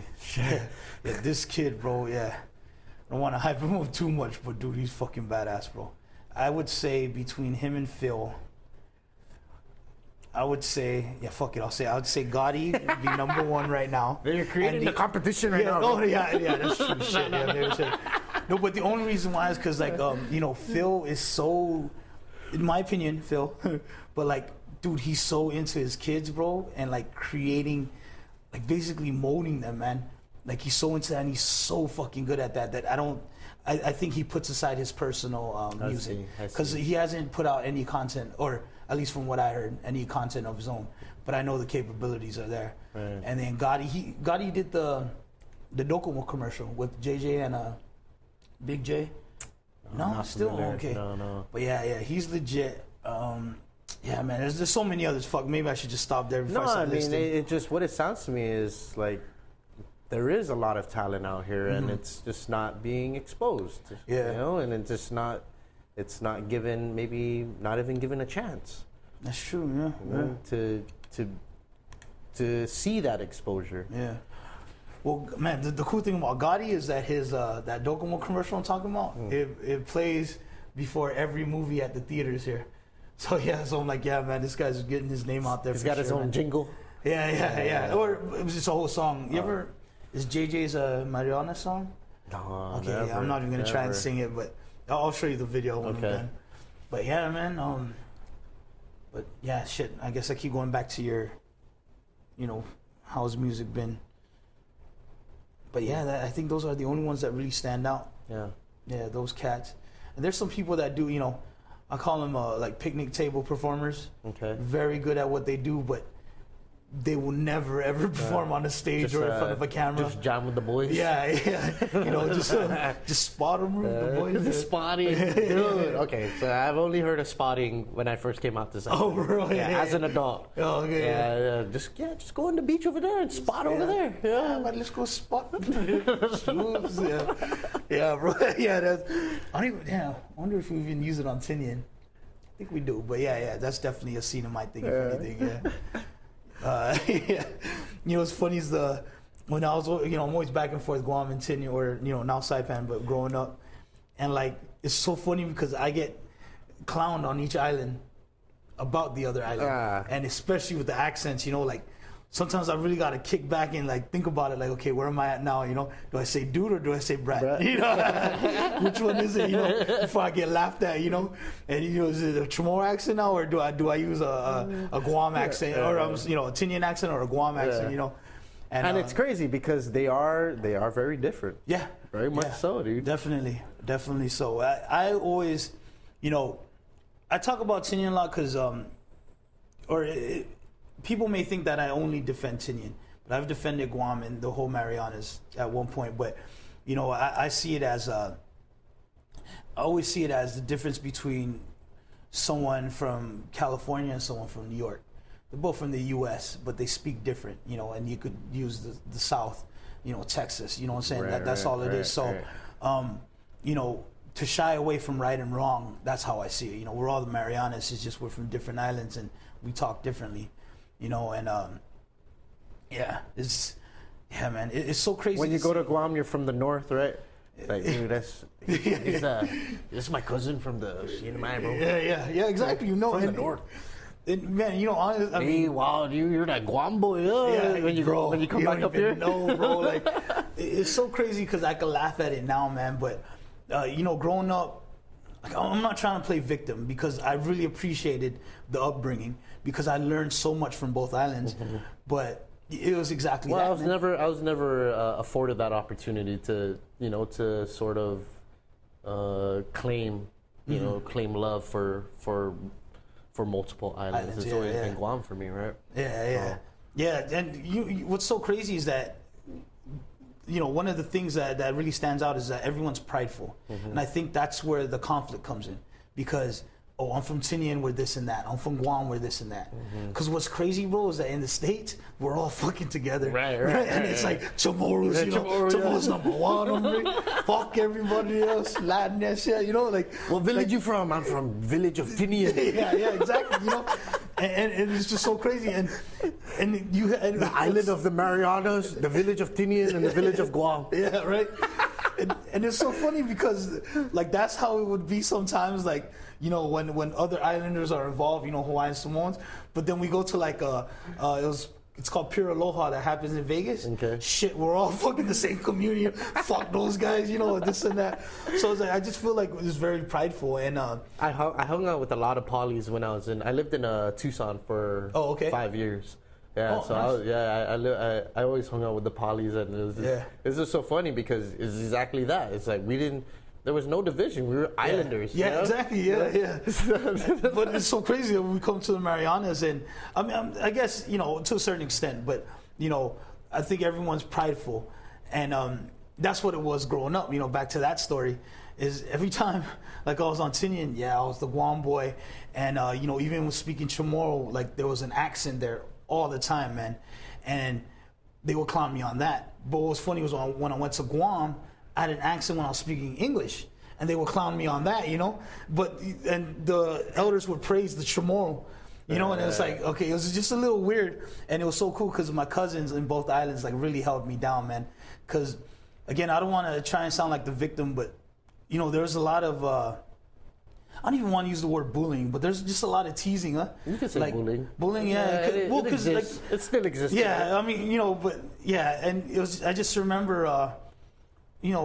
Like on Guam, I'll raise my hand and answer a question, and like the Tinian accent comes out, and like I'll get a chuckle here. Wait, how is the Tinian accent? Because you displayed the Saipan accent. Yeah, right?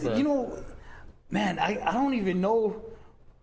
Like I don't even know what it is to be honest, because like I guess I can't hear it. Right. But I know we say boy a lot, like chi boy, as opposed to brat or dude, and damn, bro, I guess I would have to be with my my Tinian friends. The popular thing on Guam right now is par. Everyone's par on Guam. Bro, I think it caught on here too, bro. Really? Yeah, I'll hear it every now and then. Yeah. Shit, okay.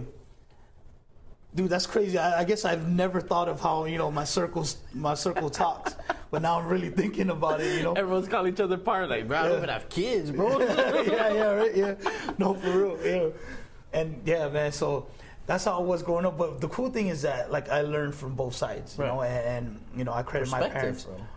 What's that? Perspective. Yeah, exactly, yeah. And, I don't want to get too deep into it, but then you hear the stories of why certain things are the way they are, You mean like the beef? Yeah, well, okay, so like, for example, the whole thing, so when I was growing up, I feel like that's the era when the word chod was born. And basically everyone on Tinian, according to, that label, was chod. Okay. Because of the way we spoke English. Okay. Not knowing it's because the Chamorro was strong. You know what I'm saying? So when I asked someone on Guam in the 90s what chod meant, because I was labeled that one time, I asked him what it was, and it was a girl, and she was like, it's a person that's very hardcore in the culture. And to me, I was like, why is that a problem? You know what I'm saying? It's almost calling a white cat a redneck. Right. You know what I'm saying? And I don't know, I was just a little confused by it. Like, all my years growing up, I was taught to be prideful from where I'm from because, just think about it, we're a fucking speck. Even if you put all the Mariana Islands together, we're still a little fucking speck on the map. And I was always taught to be prideful about that. But it seemed like they took it and they reversed it. So now you're not cool if you spoke Chamorro on Guam. Yeah. Now you're not cool if you're chod. Yeah, like if you're in the jungle half the time and you're learning how to kill pig or cow, shit like that. And so it was that. For you, that's just what culture was. That's what. Yeah. That's just every day. Yeah, exactly. And then when you went to Guam, it was like, is it because Guam was more seen as westernized? Up here, the viewpoint up here of Guam is like those guys are American. Yes, definitely. And I think it started because of the speaking Chamorro. Right. It was very even me, man. I felt it like it was so crazy that. On Guam, I was praised for speaking Chamorro, but on Tinian, I was clowned. Like, it was like, okay, you know what I'm saying? Like, because I didn't have the accent when I spoke on Tinian, but I spoke well enough on Guam to where it's like, shit. You probably spoke better than most kids. Yeah, but, dude, I remember people not understanding me because, I was still young when we moved. I was in Germany for a little bit because my dad was in the military. And I remember moving to Guam, and I would somewhat get mixed up with some words. Like, I wouldn't know how to translate a Chamorro word into English. Okay. And I remember some kids laughing, like, dude, what the fuck is this guy talking about? He can't speak, or something along those lines. And, I just remember, like, damn, this is kind of crazy, because all I was taught growing up in Germany was like, dude, this is where you're from, this is the language we speak, this and that. And then when I got to Guam, completely different. And then on Tinian, same effect, but on a different perspective. Yeah. You know what I'm saying? And it was just crazy going back and forth. Your Chamorro's not good enough. Wow, your Chamorro's really fucking good. The joke I always say, and I mean, if it offends someone, I guess it does, but this was my life. But I've always said, like, when I'm on Tinian, I'm like maybe a 3 or 4 when it comes to Chamorro speaking. On Guam, back in the days, I was like 12, 13. on a 10-point scale? Yeah, on a 10-point scale, and it was crazy. Bro, I remember my younger sister, man. She was, I want to say like 7 or 8. Dude, I remember going to a party, and she's sitting like on a fucking stool while Manomku ladies were like, prepping meals for a party.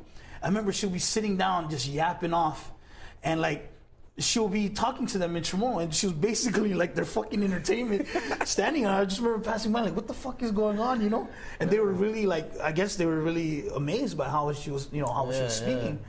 Yeah.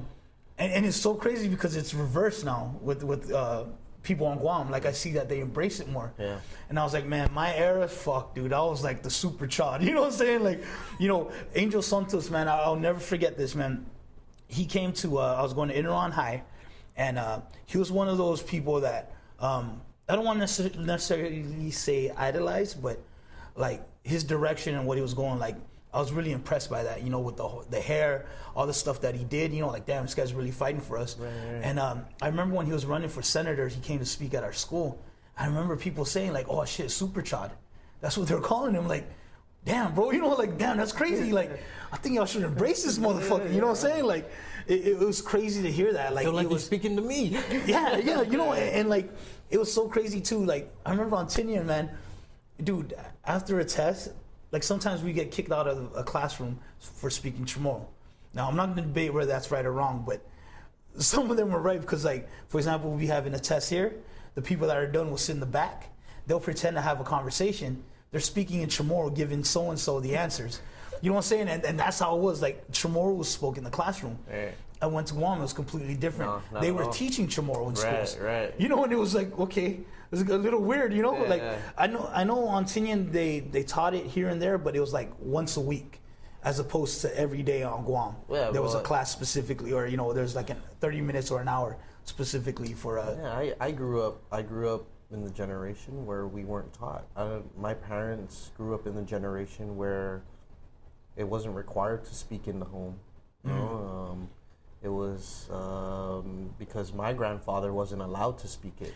Yes, see, and those are the stories that start surfacing after, you know, really going back and forth. Because, you know, my mom and dad, they would have their friendly arguments about, you know, what island's better, you know, just joking around.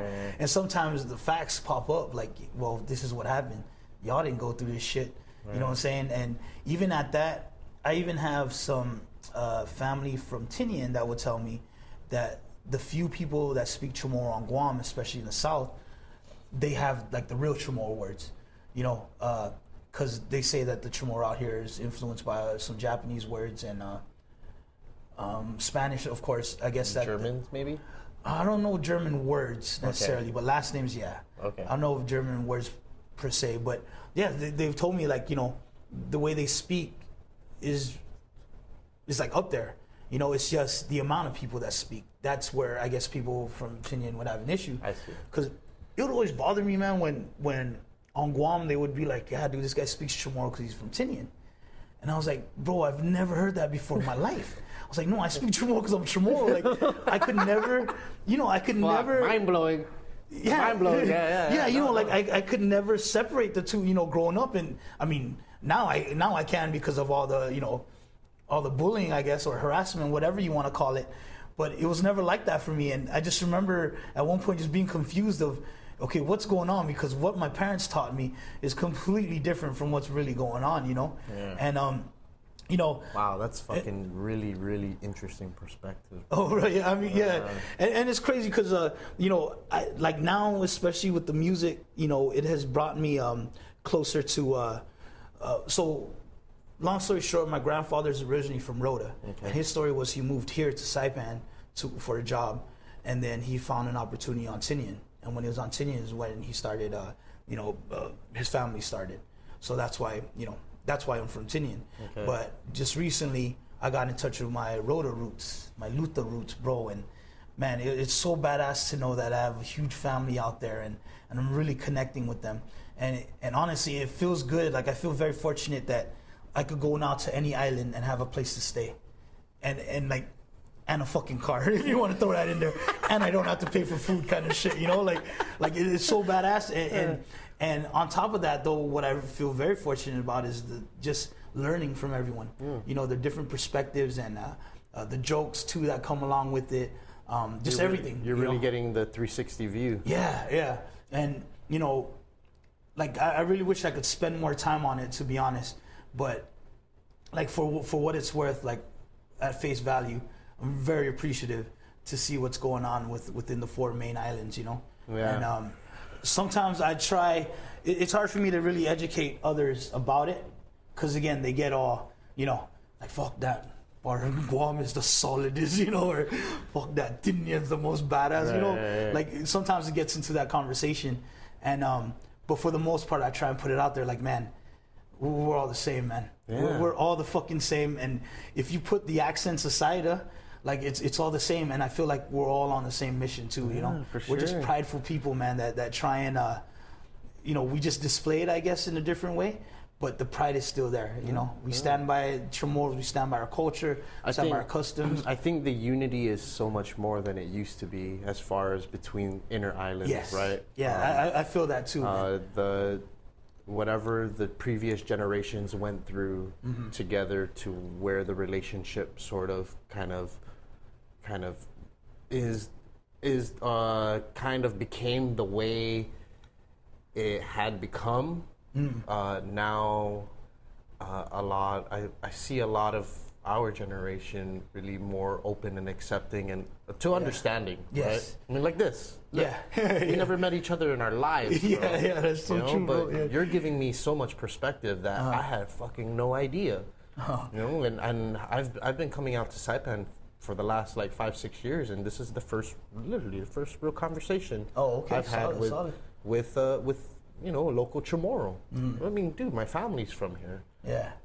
And just the fact that I don't know any of my family out here is mind blowing to me. And so I'm hoping, like, shit, maybe you might be my stepping stone to, you know, getting to know more of the roots.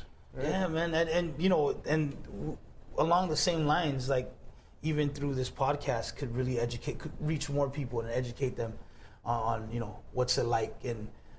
And I think for the most part, just show people that, dude, we're the same, man. We're fucking Chamorros. Bro, we're bridging the gap right here, bro. I know, Bro, for real, bro. Just with this simple conversation. It's for real. I know I know I'm all over the place right now, but yeah, you're right though, man. Like, you know, and even with, I always try and do it with my family first on both sides. I'm slowly trying to do it with the people I know here on Saipan. You know, we just recently at my job, we were printing shirts, and the question was, do we include Guam? It was a U2 shirt. Do we include Guam? Wow. Because Mariana Strong was on that, you know. And yeah, man, I think I went off, you know, just letting people know how I felt about it, and you know, I don't know if I should say what the end result was, but I feel like that was because I'm pretty sure we've seen shirts, no? Yeah, well, our specific shirt. Oh, okay. Yeah, okay. Maybe you'll see it eventually. Yeah, I'll show you a picture. Okay. But what I'm trying to get at was that was an opportunity for me to educate. For sure. Like, dude, like whether it's there or not, you know what I'm saying? Like, just that we're having this conversation, I feel we're not building any bridges, man. Because I feel like it brings out the ugly. There's some people that really don't like the other islands. And when you bring up conversations like that, it can be good. Okay, don't get me wrong, but I think it needs to be like everyone has to have an agreement that that's what the conversation's about. If it just sparks here and there without people prepared, like the ugly comes out, and then maybe words are spoken that they didn't really mean, and this and that. But what I'm trying to get at is, like, those are the instances where I try and educate people, and hopefully anyone listening to this, you know, if you can't educate someone, maybe get educated. You know what I'm saying? Maybe when those opportunities come up, you know, don't be so critical about certain things. You know, maybe open up a little bit and hear what this guy has to say about their perspective. Because even me, I mean, bro, that's so badass, bro. Like, my head just got bigger by you saying that. I'm giving you a different perspective. But at the same time, there's still a lot of shit that I need to learn, you know? And, you know, back to the storytelling with Tupac and Chamorro music and Eminem, like, that's what I used to do too growing up. Is I would sit with the Monomko and I would listen to their stories, man, and just try and, you know, visualize what they went through and maybe even carry that story on, and through all that analyze, come up with my own opinion with these facts that, you know, these Monomko are come up with my opinion on why certain things are a certain way and why we need to fucking forget all those differences, man. You know, like, you know, like, it's obvious here that, damn, how should I word this, bro? So, like, another culture or another nation can take over in a heartbeat. And I feel like there's evidence on all the islands. Right. Maybe not necessarily Rhoda. Right. Yeah, but you see it here. You know what I'm talking about? Right. And fuck it, I'll say it. On Tinian, you know, the 3 biggest stores are Chinese owned. Right. I think the only locally owned grocery stores are Filipinos. I might be wrong. Sorry if whoever's listening to this, but and you can see that on Guam with the U.S. influence, you know, and like I know it's so cliche to say, but until we band together, maybe we do need their assistance. But man, it might be getting to a point where they're fucking taking over, you know, and until we really almost beyond our control. Yeah, exactly. And I feel like, you know, maybe not necessarily put up a resistance, but let them know that you're not taking over. And I feel like the only way that that's going to happen is if we fucking get together, compare notes, and figure out a way to be self-sustained. Is that the word I'm looking for? To where we don't necessarily need all that. Yeah. Now, again, I don't want to dive too much into this because I have a lot of family members that are in the military, you know what I'm saying? And it's benefited the family in general, it's benefited their family. But I think just the general idea of we need to get together before it gets out of hand kind of shit. And the only way to do that is to have these conversations and not be so one-sided and not be too like sensitive on certain subjects, you know? Yeah. Like, there's a lot of stuff too, man, that I just bite my tongue. Like I honestly, like there's shit that on both sides that they say about Guam that Guam says about Tinian or CNMI, right. you know, and it's just like, damn, man. You know, like, bro, you get decked, you know, with certain people by saying that shit. But again, I see it as an opportunity. All right, this is my opportunity to kind of educate this guy. Hopefully he's open-minded. Hopefully he doesn't get too hostile, you know, or get offended by anything.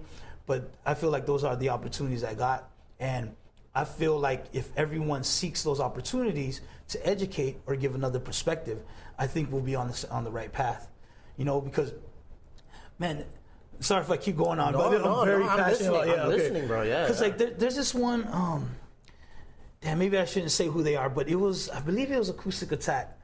But there was some musicians that sang, and bro, it sounded so beautiful. It was the guy and girl combination, and I was reading the feed, and someone from Tinian was correcting them, but not in a bad way. Yeah. It's just saying like, you know, say it like this because when you say it like how you said it, it means a completely different thing. But then the Guam pride kicked in and, hey, fuck you, at least they're trying, can you sing? And all this shit. And I'm like, whoa, hold on a second. Like, dude, this is getting way out of hand, you know what I'm saying? But I feel that conversation is needed, but hopefully it can be, what do you call that? What word am I looking for? Like, controlled a little bit more, you know what I'm saying? Because points were coming back and forth. And bro, it got to the point where now you're cutting the fucking other person. Yeah, no. Then now everyone sounds like a fucking historian because back in the day when fucking Kapu and Taga was alive. See, someone's gonna clown me on that. Taga, you know, back when Kapu and Taga was alive, this is what happened. You know, and it's like, okay, that part I like. I'm getting educated now, but they're so aggressive with it, and they're still clinging on to fucking Guam rules or Tinian rules. You know what I'm saying? Right. But that conversation is definitely needed, and it's so crazy because, like, you know, the person was not wrong for correcting, but I guess how it was received was, man, blown way out of proportion, and you know, I feel like even with my Guam family, I encourage them to speak Chamorro and be wrong so that I can correct it. You know what I'm saying? Like, I'm not going to keep telling you that you're doing the right thing. I mean, too much pride to be corrected. Yeah, exactly. You know what I'm saying? But with some of my family members, like, they're cool with it. I'll be like, bro, you said that wrong. And I'm not even trying to clown. Yeah. Every now and then I'll laugh, but, you know, they know where I'm coming from. Like, no, man, you got to say it like this. Or at least this is how I was taught. You know, and even with the... Damn, I didn't want to talk about this, but I'm in it now. You're in it. You're deep. Yeah, but even like with this new Chamorro that's coming out, okay, I like to call it UOG Chamorro, and I always say, Taga Kapua, they never went to a university to learn this, you know. But I want to learn more about it. But it seems like I'm asking the wrong people, because instead of saying, let me see. So I'm not educated enough on it to know where it came from. Okay. So I know for a fact I can't form a strong opinion, but I want to learn more. But it seems like the people that I'm asking that studied there, they're already showing me right and wrong. That everything that I've learned is wrong because it's Spanish and this and that. And where that offends me, you know, is, so you mean tell me all those storytellers were fucking wrong? Every musician that we've ever had that used a Spanish word is wrong. You know what I'm saying? Like, again, I'm not educated enough on it, but I feel like it's just. But you have life experience, man. You know, I mean. Yeah, no, I know, but it's one of those things because, bro, I hate it when people have an opinion on Tinian and they've never fucking been there. Yeah. I hate that shit, you know what I'm saying? So I don't want to follow in those same footsteps. Yeah. But what I will say, for my experiences, it's like every time I ask about it, it gets into this, oh no, bro, that's not how you say it. You say it like this. this is how it's said. And I remember growing up on Tinian, or especially with this military thing that's going on, one of the main reasons why a lot of people are 100% against it is because that was our classroom. Whenever we went out hunting or fishing or did whatever, that's where a lot of the conversation started. Like this, tronco tangantangan, or whatever the case may be. Like those were our classrooms. It was never like, sit down and let me teach you. And let me put the coconut tree on the projector. Exactly, yeah, something along. And again, I'm not trying to clown any of it. I want to learn, but it seems like the people I'm asking are the wrong people, because they automatically want to be like, nah, bro, everything you ever fucking learned is wrong. Especially all the Spanish words, your counting system. It's no longer, buenos dias, which I totally understand, but this is what I was brought up with. And to aggressively come at me saying that I'm wrong, like, to me is, I don't know. I feel that's wrong. Like they're a learned language speaker, and you're a life experience language speaker. There you go. Yeah. Shit. Damn, bro. Second thing on my job. Fuck yeah. Well, but you know what I'm saying? Like, sorry, bro. This is sort of what we still got time, bro? No, we got time. Okay. We got time. No, but see, because the way I see it is just two different. It's two different, maybe not languages, but maybe two different eras of the language. Right. And especially when they get into like was it university that they translated? Universidad. Something like that. Everything has a dot at the end. Yeah, something, right? Is that what it is? Yeah, and I'm like, damn, that's so crazy that, this came from back in the day. Like, did the Chiefs go to a university? You know what I'm saying? Like, but then that's right over me saying uno, dos, tres, cuatro. Yeah, I mean, we have to. I guess one thing, like maybe I'm not a language. I don't speak the language at all. But one thing that I've been taught to understand is that language always evolves, right? So you see it as an evolution. Yeah, and from what I heard is that back on Guam, there's a panel. There's like a board of people or panel of people who decide what words are gonna enter the Chamorro language. And so they're like the final they're the final sayers of what new words are being developed and how they're gonna develop it. And is there anyone from the Sinamay on that panel? Not that I know of, man. Yeah. Not that I know of. Yeah, that's a tough one. That'll be a very interesting topic of conversation, though. Yeah, right? I mean, because honestly, I'm willing to accept it, but my issue is every time I try to, like, I just don't like that. Again, everything that my grandfather said basically is wrong in these guys' eyes.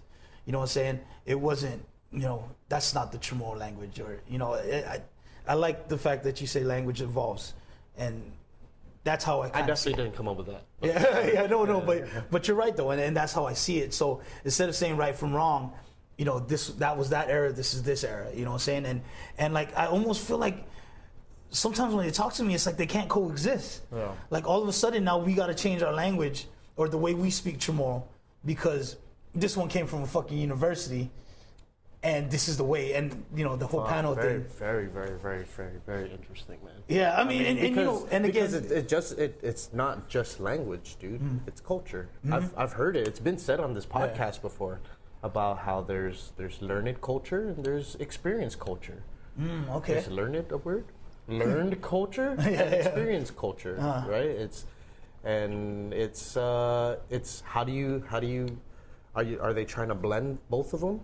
Or is they trying to push one thing out and kind of evolve without the life experience of those who actually like maybe lived through the war or lived through growing up speaking the language or live under true Chamorro culture, whatever that may be. Who the fuck defines that? Right? Exactly. Yeah, because even like JD Crutch, man. Everyone knows JD Crutch. And even his son Joe McCarroll came out here and. The whole 21 Zugi Presu. Okay. So the 21. Okay, so that's wrong. Yeah. So now we got. What do we do now when we sing that fucking song? Or is it not a Chamorro song because he used Spanish words? You know what I'm saying? And again, I just want to make it clear. I'm not shitting on the UOG Chamorro, but it just seems like I'm asking the wrong people to help me out. I just think it's very interesting that you call it UOG Chamorro. Oh, I mean, is that where it No, I don't know. Oh, okay. I'm not versed. Oh, okay. But I've just never heard. Okay. I've just never heard of the Chamorro language being described as UOG Chamorro. Oh shit. Okay. Yeah. Damn, okay. Yeah, no. It's something new to me. Okay. Yeah. Well, the people. I guess the people that I've tried to conversate with took a class there, and so now they majored in Chamorro language. Okay. So that's why I call it that. Yeah, it's just some of the words I've never heard before. Because they come back and tell you how it is. Yeah. Okay, Exactly. okay. Yeah. And when I'm just really curious and like I want to learn, so I could put it together with I guess the Spanish Chamorro. You know what I'm saying? Yeah. And, like the whole. Oh fuck, bro! It was on the Good Morning. I think they say manana sizuus. Okay. Yeah. Okay, you know what I'm talking about. Yeah, and you know I've never heard that before, so I was just interested in. Of course, I have to laugh a little, you know, because I just never heard it, and you know, so when I came to asking about that, it's because Buenos Dias is Spanish and this and that, and I was like, oh, okay, cool, and then it got into like this word, that's not even a word, that came from this and that. And I was like, okay, wait, hold on a second. I know my grandfather's used that word. I've heard it in a song before. So, okay, you take that out. Okay. And then it just kept going on. And I was like, damn, okay. And it was pretty aggressive, man. And, so it was just one of those things like, shit, now I have a different perspective because I wanted to learn. And then now it's like, okay, fuck, dude. I feel like... I don't even feel like learning it. Yeah, for real. It's like, shit, now I think I got to defend what I've learned first. You know what I'm saying? Before I get into that, because they're obviously doing it, you know? Yeah. And you know, dude, back to the... Wow, dude. Oh. What's that? No, wow. Oh. I'm just saying... And it's like, you know, and that's another thing where, you know, that could be a very big negative to a lot of people out here. For sure. You know, the disconnect, it'll cause more of a disconnect, right? Fuck yeah, dude, especially that panel thing. Fuck, bro. Like, no one considered a Chamorro from Tinian Rhoda and Saipan, you know what I'm saying? Like, yeah. I mean, don't quote me, I don't know. Okay. Well, if that's the case, yeah. But from what I understand, I'm pretty sure they're all Chamorros from Guam. Yeah. Right? And I mean, do you guys spell... There's something new that's been happening on Guam in the last 2 or 3 years. I want to say 2 years.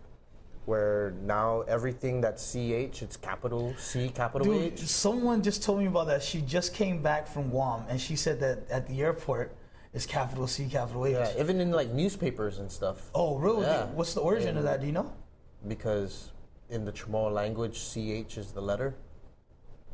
And so it's only right to make... Shit, bro, that's the first time I've heard that. Yeah.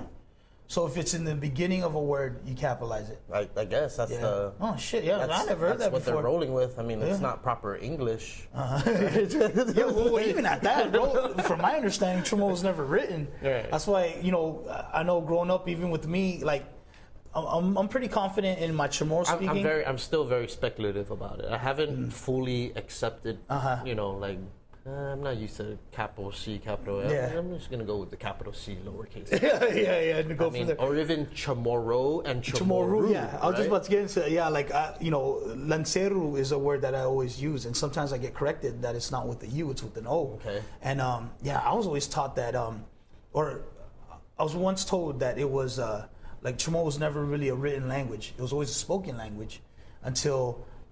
Spanish came. Yeah, and it said write it down kind of shit, you know, where they sound it out. Polyarch Forbes, you ever get the chance to listen to Polyarch Forbes' earlier episodes, he talked about the problem when Chamorro was being translated, it was being translated from Chamorro to Spanish to English back to Chamorro. So it was like, there was right. So you had Spanish guys coming here, Spanish missionaries coming here and being like, okay, well, chair. Sure. What do you call this? Okay. Yeah. And that's how sort of they developed the first Chamorro Spanish dictionary, right? And that's how new missionaries would come from Spain, and that's how they were able to communicate with the Chamorro people. Was through these new dictionaries. So it was Chamorro to Spanish to English. Back to Chamorro. So that's where it kind of got lost. Things were getting lost in between, right? Fuck, bro. That's crazy. Because even like, I remember too, I've always said, before you argue about using an O or a U, argue it in Chamorro first. and then you figure out the fucking spelling, because half the arguments are all in English. No, bro, so for you, fuck you, ass for oh, you know, like, and it's like, no, bro, I think you should speak the language first, and then we'll argue how, you know, and you know, I'm not the best Chamorro speaker, man. I try. I still call up my mom for certain words, you know what I'm saying, but I know, like I could get by, you know what I'm saying, and the excuse I always tell my cousins on Guam, majority of my cousins on Guam, their excuse is, I was never spoke Chamorro when I was a kid. And I always turn around like, bro, you're a fucking adult now. Okay, so that's why I can't, you know, that's why I don't want to shit on and you're right. None of us have any excuse why we're not speaking. And that's why, again, I'm not shitting on the UOG Chamorro. Like, bro, that's the shit right there. That they're learning it. There's some words I could pick up. Like, that's the route we need to go. Is more people learning about it. Mm-hmm. You know what I'm saying? But again, my only issue with that is, dude, don't tell me I'm fucking wrong, man. Like, you know, I know I keep saying that, you know, we shouldn't get offended, we shouldn't be so sensitive, but that part I have to, man, because, again, you know, back to being a musician, back to listening to the Mononco talk, like, I just feel like, bro, you're basically, you know, you're almost shitting on that legacy, bro, or, you know, you're shitting on the stories that have been passed on, man. Your past experiences and whatever. You know, yeah, exactly. And you know and what you were taught, right? Yeah, and you know, that part, yeah, I can't be not sensitive to, because, you know, but, and honestly, man, I really, because, you know, there's some songs that I wrote in Chamorro, some raps, and I really want to give it a shot with this, you know, with the UOG Chamorro, and really test myself, man, and maybe reach out to the people that understand, I guess, that era or that evolution of new Chamorro. Yeah, the new Chamorro. Yeah. See, man, bro, I say UOG Chamorro just, you know, just to identify it. I don't mean that in any negative way. Like, I guess I could say new Chamorro, but yeah, that's just how, I don't know. The person that graduated from UOG was the one I was talking about. Okay. So, yeah. But, wow, bro. You touched on some deep stuff. I know, bro. I wasn't expecting this. Fuck, bro. Even me, bro. What the fuck? What happened to the music portion, bro? like I can't believe I got deep. No, like, but I love it. It's a passionate. It's a passionate issue, to be honest. And I just feel like it's unspoken between the islands, right? Yeah. You know, that understanding, that gap, right? And it's and it's more important than you think of speaking your mind, and you know, maybe more conversations can happen between the islands. Of maybe an understanding. I mean, we're not going to change the fucking Marianas, right, with one conversation, but maybe multiple people start, you know, gaining that perspective, and maybe it just started, right? maybe, bro. Bro, we've been going almost a couple hours here, dude. So, oh shit. Okay. Let's start cutting out of here, and yeah, sorry about that, bro. No, don't be sorry, bro. This is the way it goes, bro. Okay. Yeah. This is sort of my thank you for sitting down with me and taking time out of your day or evening and to give you the floor and promote anything you want, plug anything you want, and thank you so much, bro, for doing my first podcast in Saipan in the CNMI, bro. I mean, it's like. Shit, man. It's I feel like you've opened the door for me, and I hope this ain't the last conversation I had. I don't even call it interviews, bro, because you know we have legit conversation, bro. Yeah. I mean, and I really hope it's not the last, and I hope that the more conversations that I start having with people, it'll start connecting me to the roots that I have here, man. Yeah. And it's like, damn, bro. It's larger implications for me in this, in this respect of fuck. I've been trying to get here. You know, I've been trying to get to this point. Yeah. And I just want to thank you for opening that door, bro. So yeah, definitely, man. Likewise, too, man. Like, it's such an honor. Like, we had that conversation before. I really thought, bro, that you knew who I was. Like, it was a big deal for me, bro. But, you know, my sister hit you up. But, you know, I know who you are. You know, I've seen what you've done too. And yeah, definitely, man. Just thank you for having me on. And damn, I'm glad I'm the first one. The first one from Tinian too. Oh, that's what. And then, hey, and if that doesn't work, you know, then the first rapper from Tinian. Yeah. That would always put me up there. I mean, but you're definitely the first from this from the Northern NMI. Lights. The NMI, yeah. You know, I get confused whether they call it CNMI, NMI. I know NMI is sort of now the new thing to call it. Yeah. I don't even know if there's a rule on it, but yeah, I hear people using that a lot. Yeah, and yeah, just even that, man. I don't want to get too involved in it, but even that, like, I'll show you my Mariana's flag. That I will say this: people have been biting without the true intent, but I've always wanted, like, the ultimate goal is to connect hearts and minds, not government, but just hearts and minds, and just start saying the Marianas, and identify each island as, Guam for the Marianas, Saipan for the Marianas, and not the CNMI in Guam. Right. Hearts and minds, not government though, definitely not that. And what was I gonna say? Oh, and then we definitely have to have another conversation because we completely skipped the whole Zonzengzung part. Oh yeah, right. That might be another fucking hour. Hey, but we're definitely doing this again, bro. We're definitely gonna do this definitely. Again. I mean, I don't know if it's in your schedule if you're ever coming back to Saipan. I'll be back here maybe a few more times this year. Yeah. Okay. Yeah. Shit. Yeah. And I know I'm gonna be on Guam. Yeah, you let me know. You come into the studio and we'll do the whole video stuff and Yeah. Shit, damn, okay. Yeah, maybe give me a couple months. Gotta shed some pounds here, but tighten up the bud. Yeah. But yeah, man. Hey, thank you very much, bro, for reaching out. Really appreciate it. Really appreciate what Thank you to your sister, first of all. Yeah. He's the one that was like, I don't know if you know Zonzengzung. Yeah. I was like, heard of him. And I was like, I'm definitely gonna reach out. Yeah, damn, bro. Yeah. Okay. And I wish you could get more people out here too, man. A lot of interesting cats out here. A lot of people that I learned from and have gotten inspiration from that I feel would benefit on both sides. Benefit you and benefit them. If you can make that link, bro, I'm all for it. Yeah, definitely, man. Definitely. We'll try and plan it out a little more. Now that we're on a personal basis, definitely hit each other up. But yeah, bro, and not only doing podcasts and putting stories out there, but just really perfecting your craft, bro. I think a lot of people can draw some inspiration from that. Even let's say a basket weaver can take what you've done. This is 177. You know what I'm saying? Bro. They could look at that and be like, damn, be inspired by that. So thank you for that, man. Definitely. I feel when it comes to local celebrities on Guam, I honestly feel you're up there because because of the craft. No. And I mean that. We spoke of Frank a lot. We spoke of 4-Piece Band. I feel like it's a small circle of people that really. It's so cliche, and I don't know who quoted this, but the 2 most important days of your life. You ever heard that one? No. So 2 most important days of your life is the day that you're born, and then the day that you find out why. And I feel like people that do the unprofessional, the uncommon, like creating a podcast, creating a band, becoming a UFC fighter. I feel like those guys really help out with that, or they're the closest to it. You know what I'm saying? Of why they're put on this earth, and I feel like it helps others like myself. Thanks, bro. You just gave me chills. Oh, damn, okay. No. You just made me wet. But anyways, but yeah, and I mean that.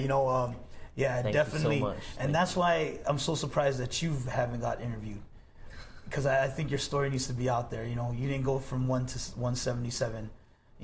Not working hard. You know what I'm saying? Not perfecting your craft. So, and I'm not even. Thank you. No, I really appreciate it, bro. Yeah, I know for some of your viewers it may sound like, kind of brown-nosing, but I truly believe in that, man. And that was the whole reason behind the Zonzengzung Presents. That's a lot of the reason why I do what I do.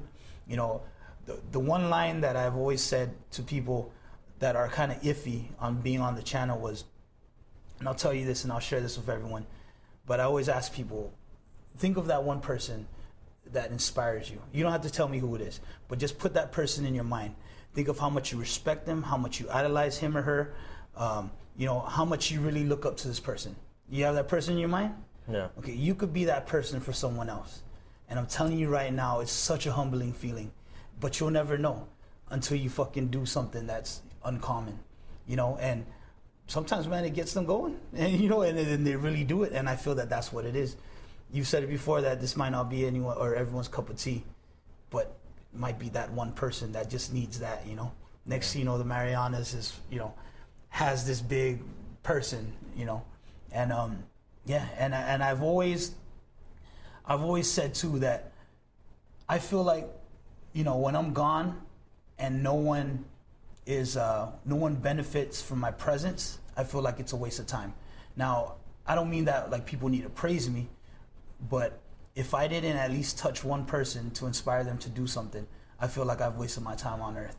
And I feel like people in your shoes, Frank again, 4-Piece Band, John Dank, like I feel like all of them right there.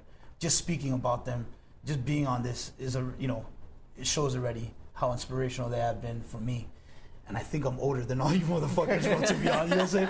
So kind of starting late and looking, especially in our culture, you know, that, you know, you always look up to someone that's older. We were just talking earlier, the little kids have to figure you the exactly, little kid. Yeah. You know what I'm saying? So imagine that, but, you know, we're breaking out of that, and now I'm really inspired and learning from you guys. So, you know, definitely keep up what you're doing. Just start putting those stories out there. And now I'm gonna admit it, bro. I need to catch up on your podcast, bro. Thank you so much. Really, just all the other ones. Plug yourself. Come on. Yeah, plug okay. yourself, Shit, sorry, bro. Yeah, plug see, I almost went off again. For another hour. I just don't want you to forget. Okay, yeah. No, so you know, the name's Joshua Q Castro. I go by Zonzengzung as well. Just follow me on all things social media at Zonzengzung. That's ZOSZENGZUNG. And then the band, we are Uprooted CNMI, and all things social media at Uprooted CNMI as well. So that's UPROOTED CNMI. We haven't come out with a lot of content on social media, but it's coming. Awesome. And yeah, man, just shouts out to everyone. You know, really trying to push this One Marianas thing, and I feel like we all have a big part in it. And if we all just play our part, we could definitely prevail, with the ultimate goal being, you know, just the same heart and mind when it comes to being the Chamorro people. And just remember, man, on a big-ass map, I know this by experience, but even a Sharpie pen dot on a map is bigger than the islands that we're from. So imagine that, you know, we're just a little speck. And I think, and we should just... we're just a little speck, and we shouldn't be going against each other. We should unite as one, as corny as it sounds. But just for our people, think of your ancestors. You know, there was a war that went on, guys. There was a war that went on. The language and the culture survived. There ain't shit going on right now, man. So we have no reason why it should die now. Wow. You know what I'm saying? Imagine all the pain and suffering that, you know, whether it was Japanese. Strong words right there, man. Yeah, I mean, yeah. Shit, I could get into it again, but, you know, just think about it, man. What's our excuse now? You know, my grandfather, bro, he has some pretty crazy stories, but he survived, and he made sure that the language stayed intact with the family, on both sides, actually, or my grandma on the other side, you know? And then now we're here, sitting comfortably with fucking internet and cars and all that shit, you know what I'm saying? No one has to farm for a living. No one has to fish for a living. You know, usually now those are just choices. Right. You know, at the store. Yeah, you know what I'm saying. But then the language is dying, or we're having conflict now with language. You know, so just man, just please, if you have that much pride in being Chamorro, I think that's something that you should definitely consider. Don't push away. Let's educate. Damn, see, I'm going off again, but yeah. Okay, keep on. But yeah, you know, man, it's just something I'm really passionate about, and you know, I'm at fault too with a lot of stuff. Like I know I'm contradicting myself with a lot of things because I'm helping my sister raise her kids. And they don't speak Chamorro, so I know I fucked up there. But I'm trying to correct that now. You know what I'm saying? And I just feel if we all do our own part, the whole, you know, do a little that will accomplish a lot type shit. Mm-hmm. Yeah, we'll be stronger than ever. Damn, now I'm losing. Yeah, now I'm losing focus, but yeah, we'll be stronger as a fucking community or as a race. Yeah. And yeah, man. Just again, thank you guys for listening. Thank you, Master Random. Thank you, my brother. Yeah, and this is definitely not going to be the last one because I still have the Zonzengzung story in my back pocket. But yeah, okay, I'll leave it at that. Fuck, bro. I just went out, dude. I keep going out, bro. Hey, bro. I feel like I'm scattered, bro. This is what this does. This is what this does, bro. I mean, it's we're really digging into our thoughts here, and I really appreciate your time. First, I really appreciate you even just coming out and making this happen. If you weren't to come here, this wouldn't have happened tonight.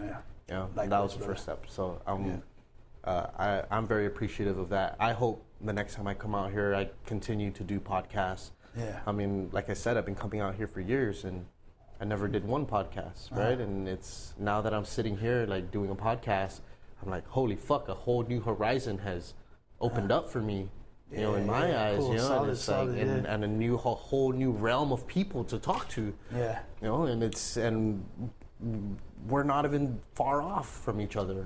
We're all related in some way, and we all understand each other in some way. It's just really putting that understanding into perspective. And I feel like the conversation that we had tonight was very, very eye-opening. You know, and it's just two of us talking. Yeah. That's it. And it could matter, it couldn't matter. Yeah. And imagine if more conversations happen. Exactly. Right. And we don't have to necessarily fully agree, or we don't necessarily have to disagree, or whatever it may be. Just discussions happening. And like, honestly, what I would like, I mean, what I would love to happen is, I want people to correct me now. You know what I'm saying? Like, let me know if what I've been saying is wrong, or, you know, because I feel that that's going to enhance my thought. For sure. You know, back to being open and not too sensitive with criticism. Like, I'm hoping that happens. Like, I'm hoping people put me in check. Like, nah, bro, you're wrong on this, you're wrong on that. Because then, shit, bro, that will make me closer to my goal, you know, get me closer to my goal of really, just educating myself on everything, man. But yeah, hopefully I don't forget him, though. You know what I'm saying? But, yeah, bro, shit. Thank you. Thank you so much, my brother. Well, and we'll definitely do this again. I leave tomorrow. And I'll let you know definitely when I come back, and we'll talk more. Want to bring someone else on? Or whatever, man. Yeah. Oh shit! Let me just give a shout out to my bandmates. Of course. Yeah. So, of course, AJ Menthol, lead singer, man.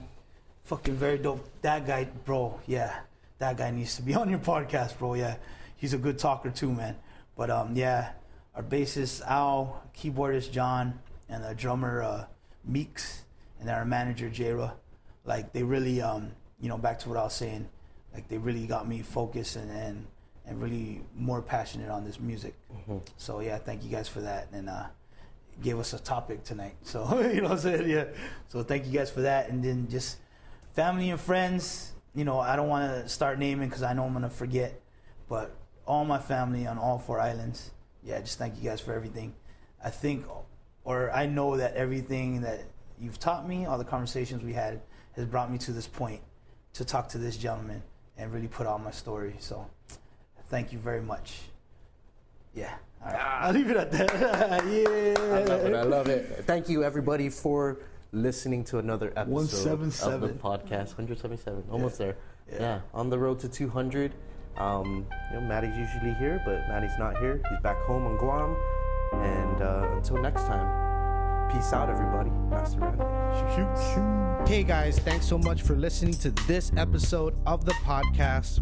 Josh Castro, right? See, just things that gets our minds thinking about culture and language.